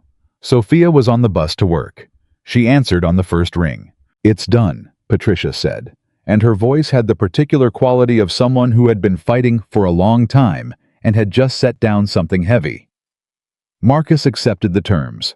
Full restitution of the portfolio value plus interest accrued during the period of fraudulent transfer. The Voss capital referral has been accepted by the Federal Financial Crimes Unit. That proceeding is separate and will take time, but your name has been formally removed from any associated liability. You are clear, Sophia. Completely clear." Sophia pressed her free hand flat against her thigh. And the Meridian business records, she said. Corrected, Patricia said. The revised dissolution documents will reflect your proper equity stake and the original asset division as it should have been structured. So I get the money. You get the money, Patricia said. Not all of it. Marcus's lawyers negotiated the interest calculation down slightly, and I let them have that because the principal was non-negotiable, and we got everything that mattered. But Sophia, it's enough. It's more than enough. Sophia looked out the bus window at the city going past. Patricia, she said. Yes. Thank you. I know you. She stopped. I know the beginning of this was hard for you too. The clause. A pause. I should have caught it, Patricia said. You fought like hell once you found it, Sophia said. That's what I'm going to remember. A silence. What are you going to do with it? Patricia said. The money. Sophia had known the answer to that question for 7 months. I'm going to open a bakery, she said. She told Noah that evening. She sat him at the kitchen table, and she put his cup of milk in front of him and his after-school crackers, and she looked at her son's face, that face that had been her reason and her anchor for every hard morning in the past 3 years, and she said, Mama's going to open her own bakery. Noah looked at her. The one you talked about, he said. You knew about it. You talk about bread sometimes when you think I'm asleep, he said. In the kitchen, like you're planning. Sophia stared at her 6-year-old. You were listening. I wasn't asleep, he said with the mild candor of a child who did not yet understand why this might need a different framing. You said sourdough. You said morning light. You said people deserve somewhere warm to go. He picked up a cracker. I think that's a good idea, Mama. She put her elbow on the table and her chin in her hand and looked at her son. Yeah, she said. Yeah, he said. Can I help name it? What would you name it? He thought for approximately 4 seconds. Warm, he said. Just warm. She felt something move through her chest that she did not have a word for. I'll think about that, she said. It's a good name, he said, already moving on to the next cracker. People remember how things make them feel, not what they're called. She stared at him. Where did you hear that? Adrian said it, Noah said simply. When we were building the airplane, he said people don't remember what you did as much as they remember how you made them feel. Sophia sat back. Of course he did. She called Adrian at 9 that night with the particular anticipation of someone who has been waiting all day to make one specific phone call and has been saving the feeling of it like something to be opened at the right moment. He picked up on the first ring, which he always did now. It's done, she said.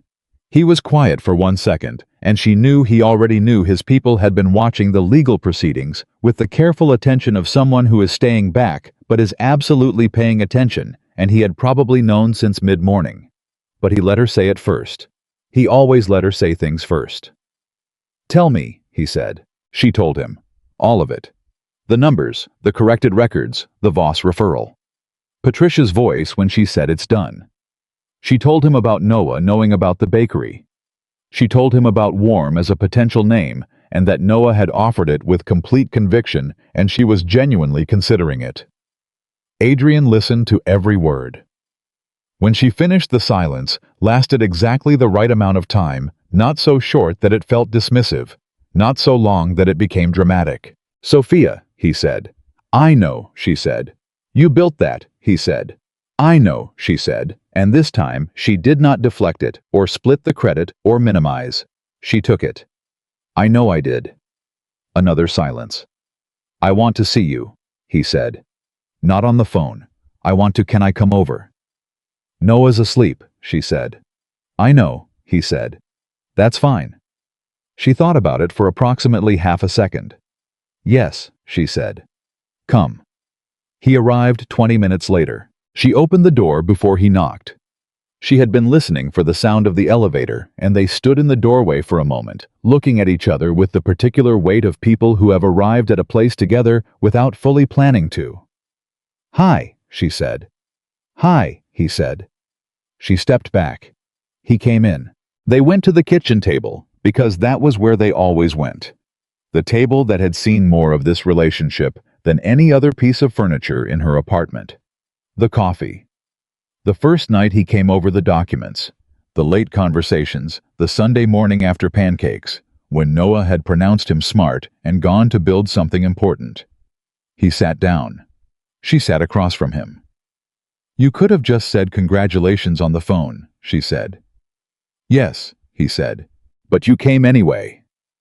"Yes," he said again. She looked at him, at the lines in his face that came from decisions, and not just from time. At the hands that were relaxed on the table, the hands that could stop being relaxed very quickly, that had stayed deliberately still for 8 months while she built something he could have built for her in a week. "Why?" she said. He looked at her for a long moment. "Because 8 months ago," he said, "a woman grabbed my sleeve and told me she needed someone to see that she was still standing. And I stood up, which was the first unreasonable thing I had done in 15 years. And since then—" He stopped. "Since then, every unreasonable thing I've done has been because of you. And I find that I am not sorry about any of them." She held his gaze. "Unreasonable things like Sunday pancakes," she said. "Yes." "And calling every night." "Yes."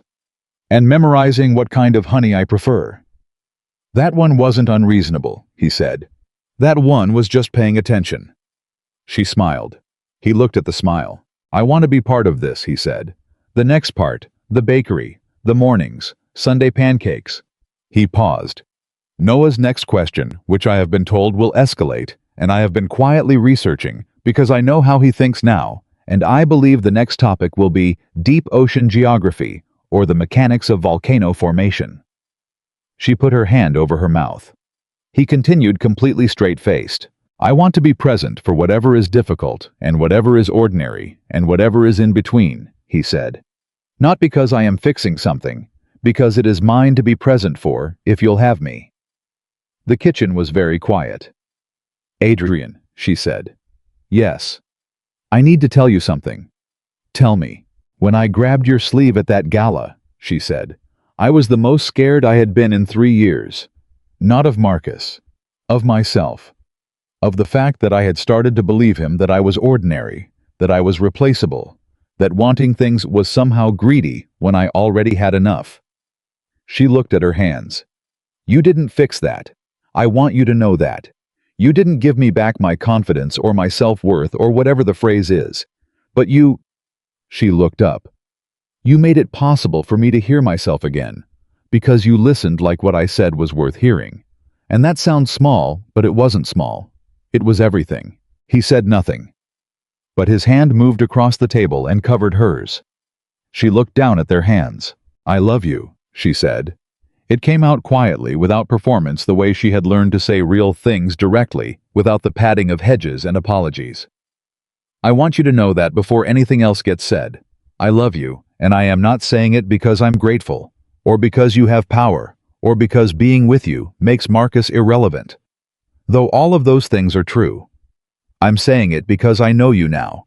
The actual you. The one who memorizes honey preferences and researches ocean geography for a 6-year-old and sat in my kitchen telling me to let you help while making every possible effort not to actually help without permission." She pressed her lips together. "I love that person. The actual one." Adrian looked at her. She watched something move through his face, something that had no name in the vocabulary of a man who had kept his face controlled for 15 years. Something that went all the way through him, visible in the way things are visible when someone has stopped trying to hide them. "I don't know how to do this," he said. "I want you to understand that. I know how to run things and manage people and solve problems. I don't know how to—" He stopped. "I don't know how to be loved. I know how to be feared and respected, and I know how to be useful. But you are looking at me like I am." He stopped again. "Like you're worth it," she said. He looked at her. "Yes," he said, very quietly. "You are," she said. "The actual you is worth it." He turned his hand over under hers, so they were palm to palm. "I love you," he said. "I have been aware of that for some time, and did not know what to do with it, which is not a position I am accustomed to." She laughed. He smiled. The real one. The one she had stored away the first time she saw it. The next morning, Noah came into the kitchen at 7:15 and found Adrian at the counter attempting to make coffee with a tin of the bad kind that Sophia kept for exactly this purpose. Noah stopped in the kitchen doorway. He looked at Adrian. He looked at the coffee tin. He looked at his mother, who was sitting at the table with her cup already made, watching this unfold with the expression of a woman who is extremely interested in what happens next. Noah looked at Adrian again. "You stayed over," he said. "I slept on the couch," Adrian said, which was true, and had been completely Noah unrelated. It was simply the right thing, the thing both he and Sophia had understood without discussing. Noah considered this. "Okay," he said. "Do you know what a bioluminescent organism is?" Adrian set down the coffee tin. "Give me your best definition first," he said. "Let's see what you already know and go from there." Noah walked to the table and sat down and began. Sophia wrapped her hands around her mug and looked at the two of them. The small boy with all his questions, and the man who had spent 15 years building walls and was now sitting at her kitchen table, being quizzed about bioluminescence at 7 in the morning, paying full attention, asking follow-up questions, treating every answer like it was worth the next question. She thought about her father, who had died when she was 22, and who had once told her that the quality of a person was most visible in what they paid attention to when nothing was required of them. She thought, there it is. There is the quality of the person. The bakery search began in April. Sophia had the money, the business plan that had lived folded in her desk drawer for 3 years, and a clarity of vision that had only sharpened in the months of fighting to get here. She knew what she wanted. A neighborhood space, nothing corporate. The kind of place where the bread was made before the sun came up, and the coffee was real, and the light came in the front windows in the morning, and people walked in for one thing and stayed longer than they planned, because it felt like somewhere that wanted them there. She looked at 7 spaces over 3 weeks. The 8th was 2 blocks from Noah's school. She walked in and stood in the empty room and smelled the particular smell of a space that was waiting for something plaster and dust and the ghost of whatever had been there before, and she thought about sourdough and morning light, and people deserve somewhere warm to go.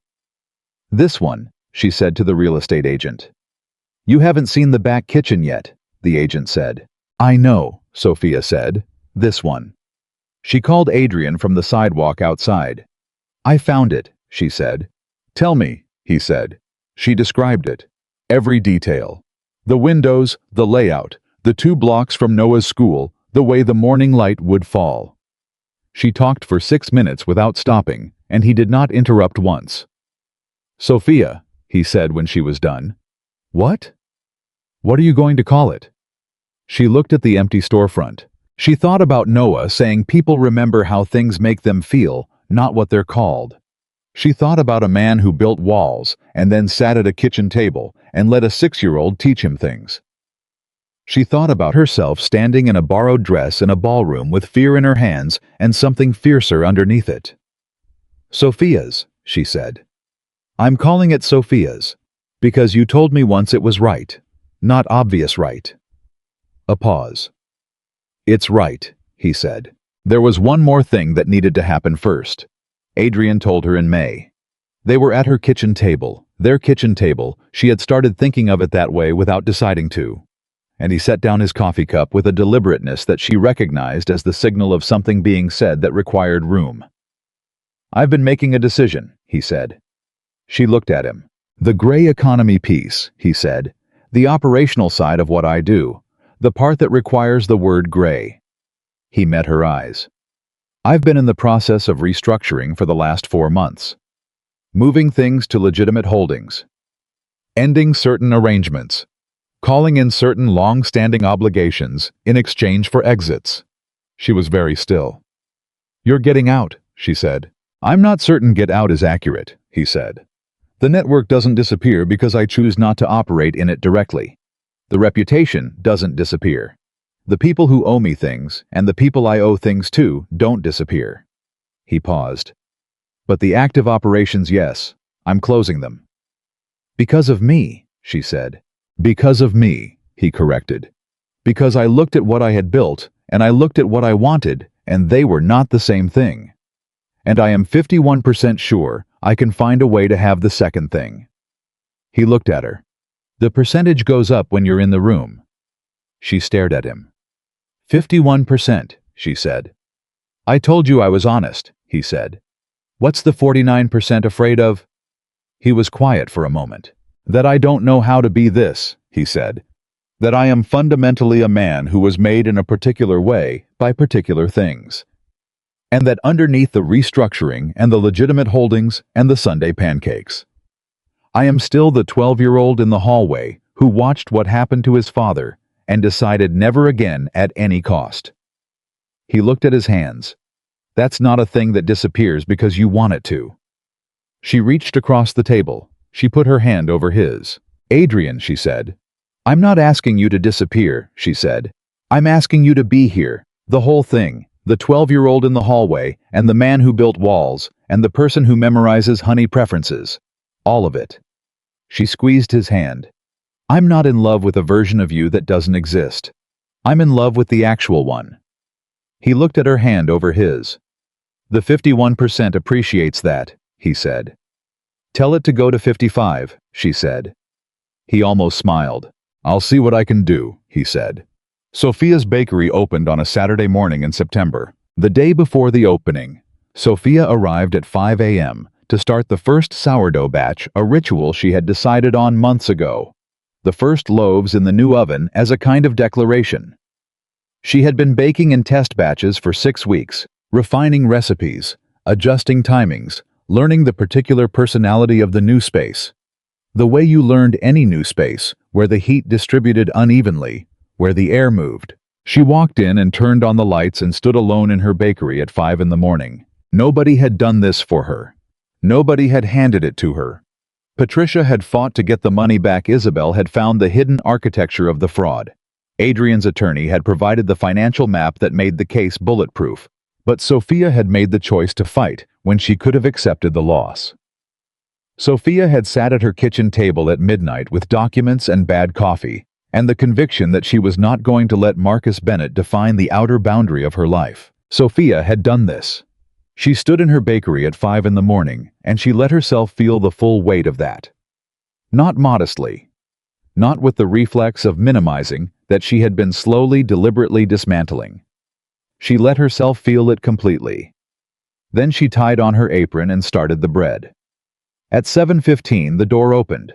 Noah came in first, still in his pajamas under his jacket, because Adrian had apparently not prioritized that detail, and he stood in the middle of the bakery and breathed in the smell of bread and warm air, and said with complete certainty, "This is it, Mama. This is the place." Adrian came in behind him carrying a tray of coffee from the place down the street, because the bakery's espresso machine was not yet operating, and he had apparently identified this logistical gap and solved it without comment. He set the tray on the counter. He looked at her. She looked at him. "Well," she said. He looked around the space, taking it in the way he took in everything completely with nothing missed. "It's exactly what you described," he said. "The morning light is exactly where you said it would be." She looked at the light coming in the front windows. She had described it to him in the car outside the empty storefront in April, her voice going fast the way it did when she was excited and not managing it, and he had listened to every word, and now he was standing in the same light she had imagined and saying it was exactly right. "Yes," she said. "It is." Noah had climbed onto one of the bar stools at the counter and was examining the display case with the systematic attention of a building inspector. "Can I try the bread?" he said. "That's why we're here," Sophia said. She sliced the first loaf. She put a piece in front of her son. He ate it with the seriousness of a professional. "It's good," he said. "Just good." He thought about it. "It's warm," he said. "Like the name." By 9 o'clock there was a line outside the door. Diane was there in the first group with 3 of the women from her office who had been briefed extensively on every development of the past 8 months and who greeted Sophia with the particular enthusiasm of people who have been vicariously invested in someone's story and are now present for the good part. Sophia's supervisor from the hospital came. 2 of the nurses from the floor above the cafeteria. Patricia and her assistant. Isabel, who shook Sophia's hand in the same direct way she did everything and said, "The bread is extraordinary," and seemed to mean it as a legal finding. People Sophia did not know came because the smell was coming out the front door, and the line was there, and they followed the line the way people followed lines that were in front of something that clearly mattered. Adrian stood near the sidewall, out of the operational flow, and watched. He had understood without being told that this was Sophia's day, that his role today was to be present and not to be noticed, to stand near the sidewall and watch the woman he loved stand behind the counter of her own bakery and hand people bread she had made with her own hands. He had also understood without being told that the watching was a privilege. He did not take it lightly. Midway through the morning, Noah appeared at his elbow. "Are you watching Mama?" Noah said. "Yes," Adrian said. "She's happy," Noah said with the assessing tone of someone reporting a fact. "Yes," Adrian said. "She is." Noah looked at his mother behind the counter laughing at something Diane said. Her hands moving with the practiced ease of someone doing what they were built to do, her face open and unguarded and completely present. Then Noah looked at Adrian. "You make her happier," he said. "I've been watching." Adrian looked down at the 6-year-old beside him.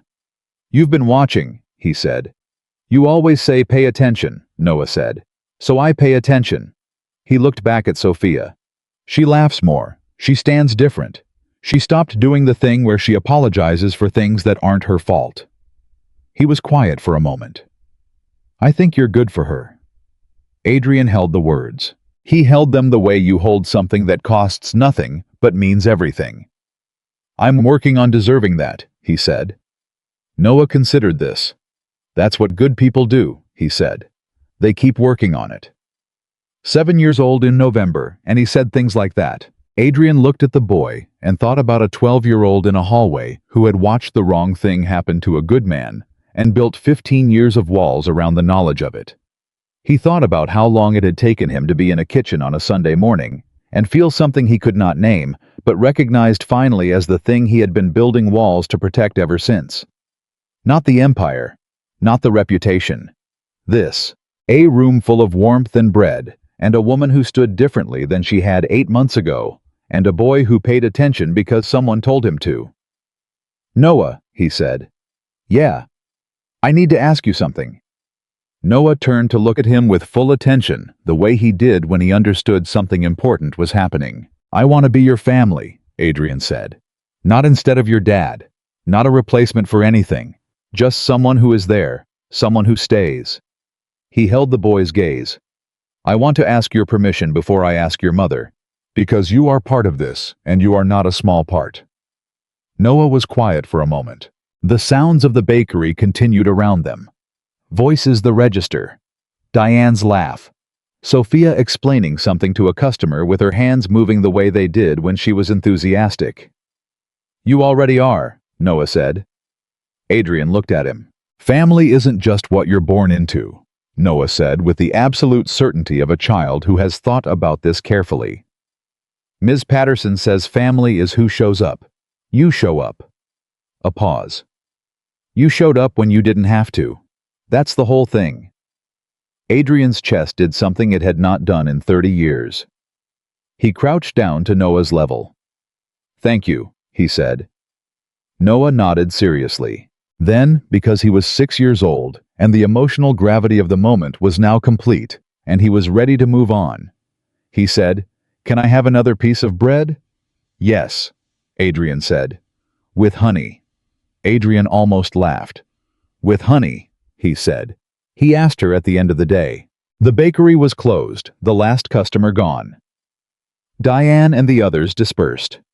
Noah was asleep on the small couch in the back room, curled around his jacket, because he had refused to go home until the last possible moment, and then simply given up the fight against his own exhaustion at 4 o'clock.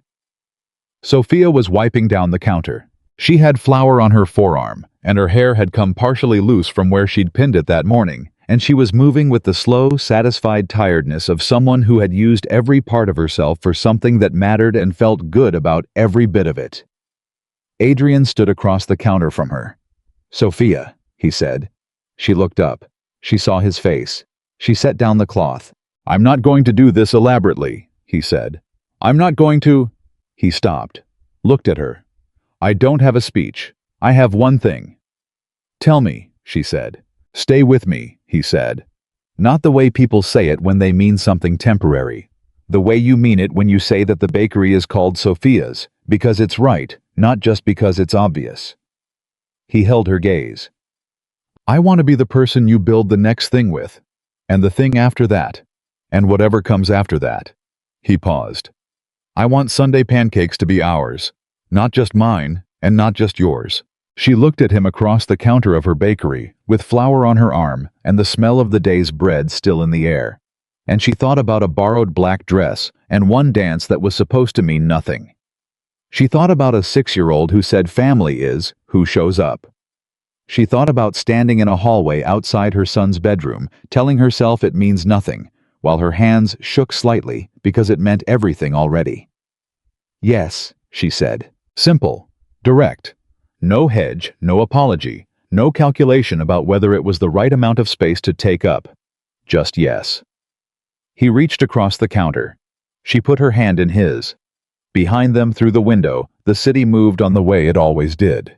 And the bread that was left cooling on the rack for tomorrow was still warm. And down the hall, a 6-year-old slept soundly with flour dust on his shoes, from helping for exactly 11 minutes before declaring he needed a break. And Sophia Bennett stood in her bakery, with her hand in the hand of the most feared man in the city, and felt not rescued, not managed, not handled. Chosen. Not because she was convenient, not because she was useful, not because she had walked into the right place at the right time in a borrowed dress and triggered someone's protective instinct, because she had fought for her own life and won, and he had watched her do it without taking it from her. And they had arrived here together at the same time from completely different directions, which was the only way two people who had been broken in different ways could arrive anywhere real. That was the story of the dance that was supposed to be fake. One woman brave enough to grab a stranger's sleeve. One man wise enough to stand up. And everything that was built between them was built honestly on hard mornings and bad coffee and late phone calls, and the specific weight of being truly heard by someone who did not have to listen but chose to. Sophia had asked a stranger to dance, so her ex-husband could see she was still standing. She was still standing. She would always be standing. And she was no longer standing.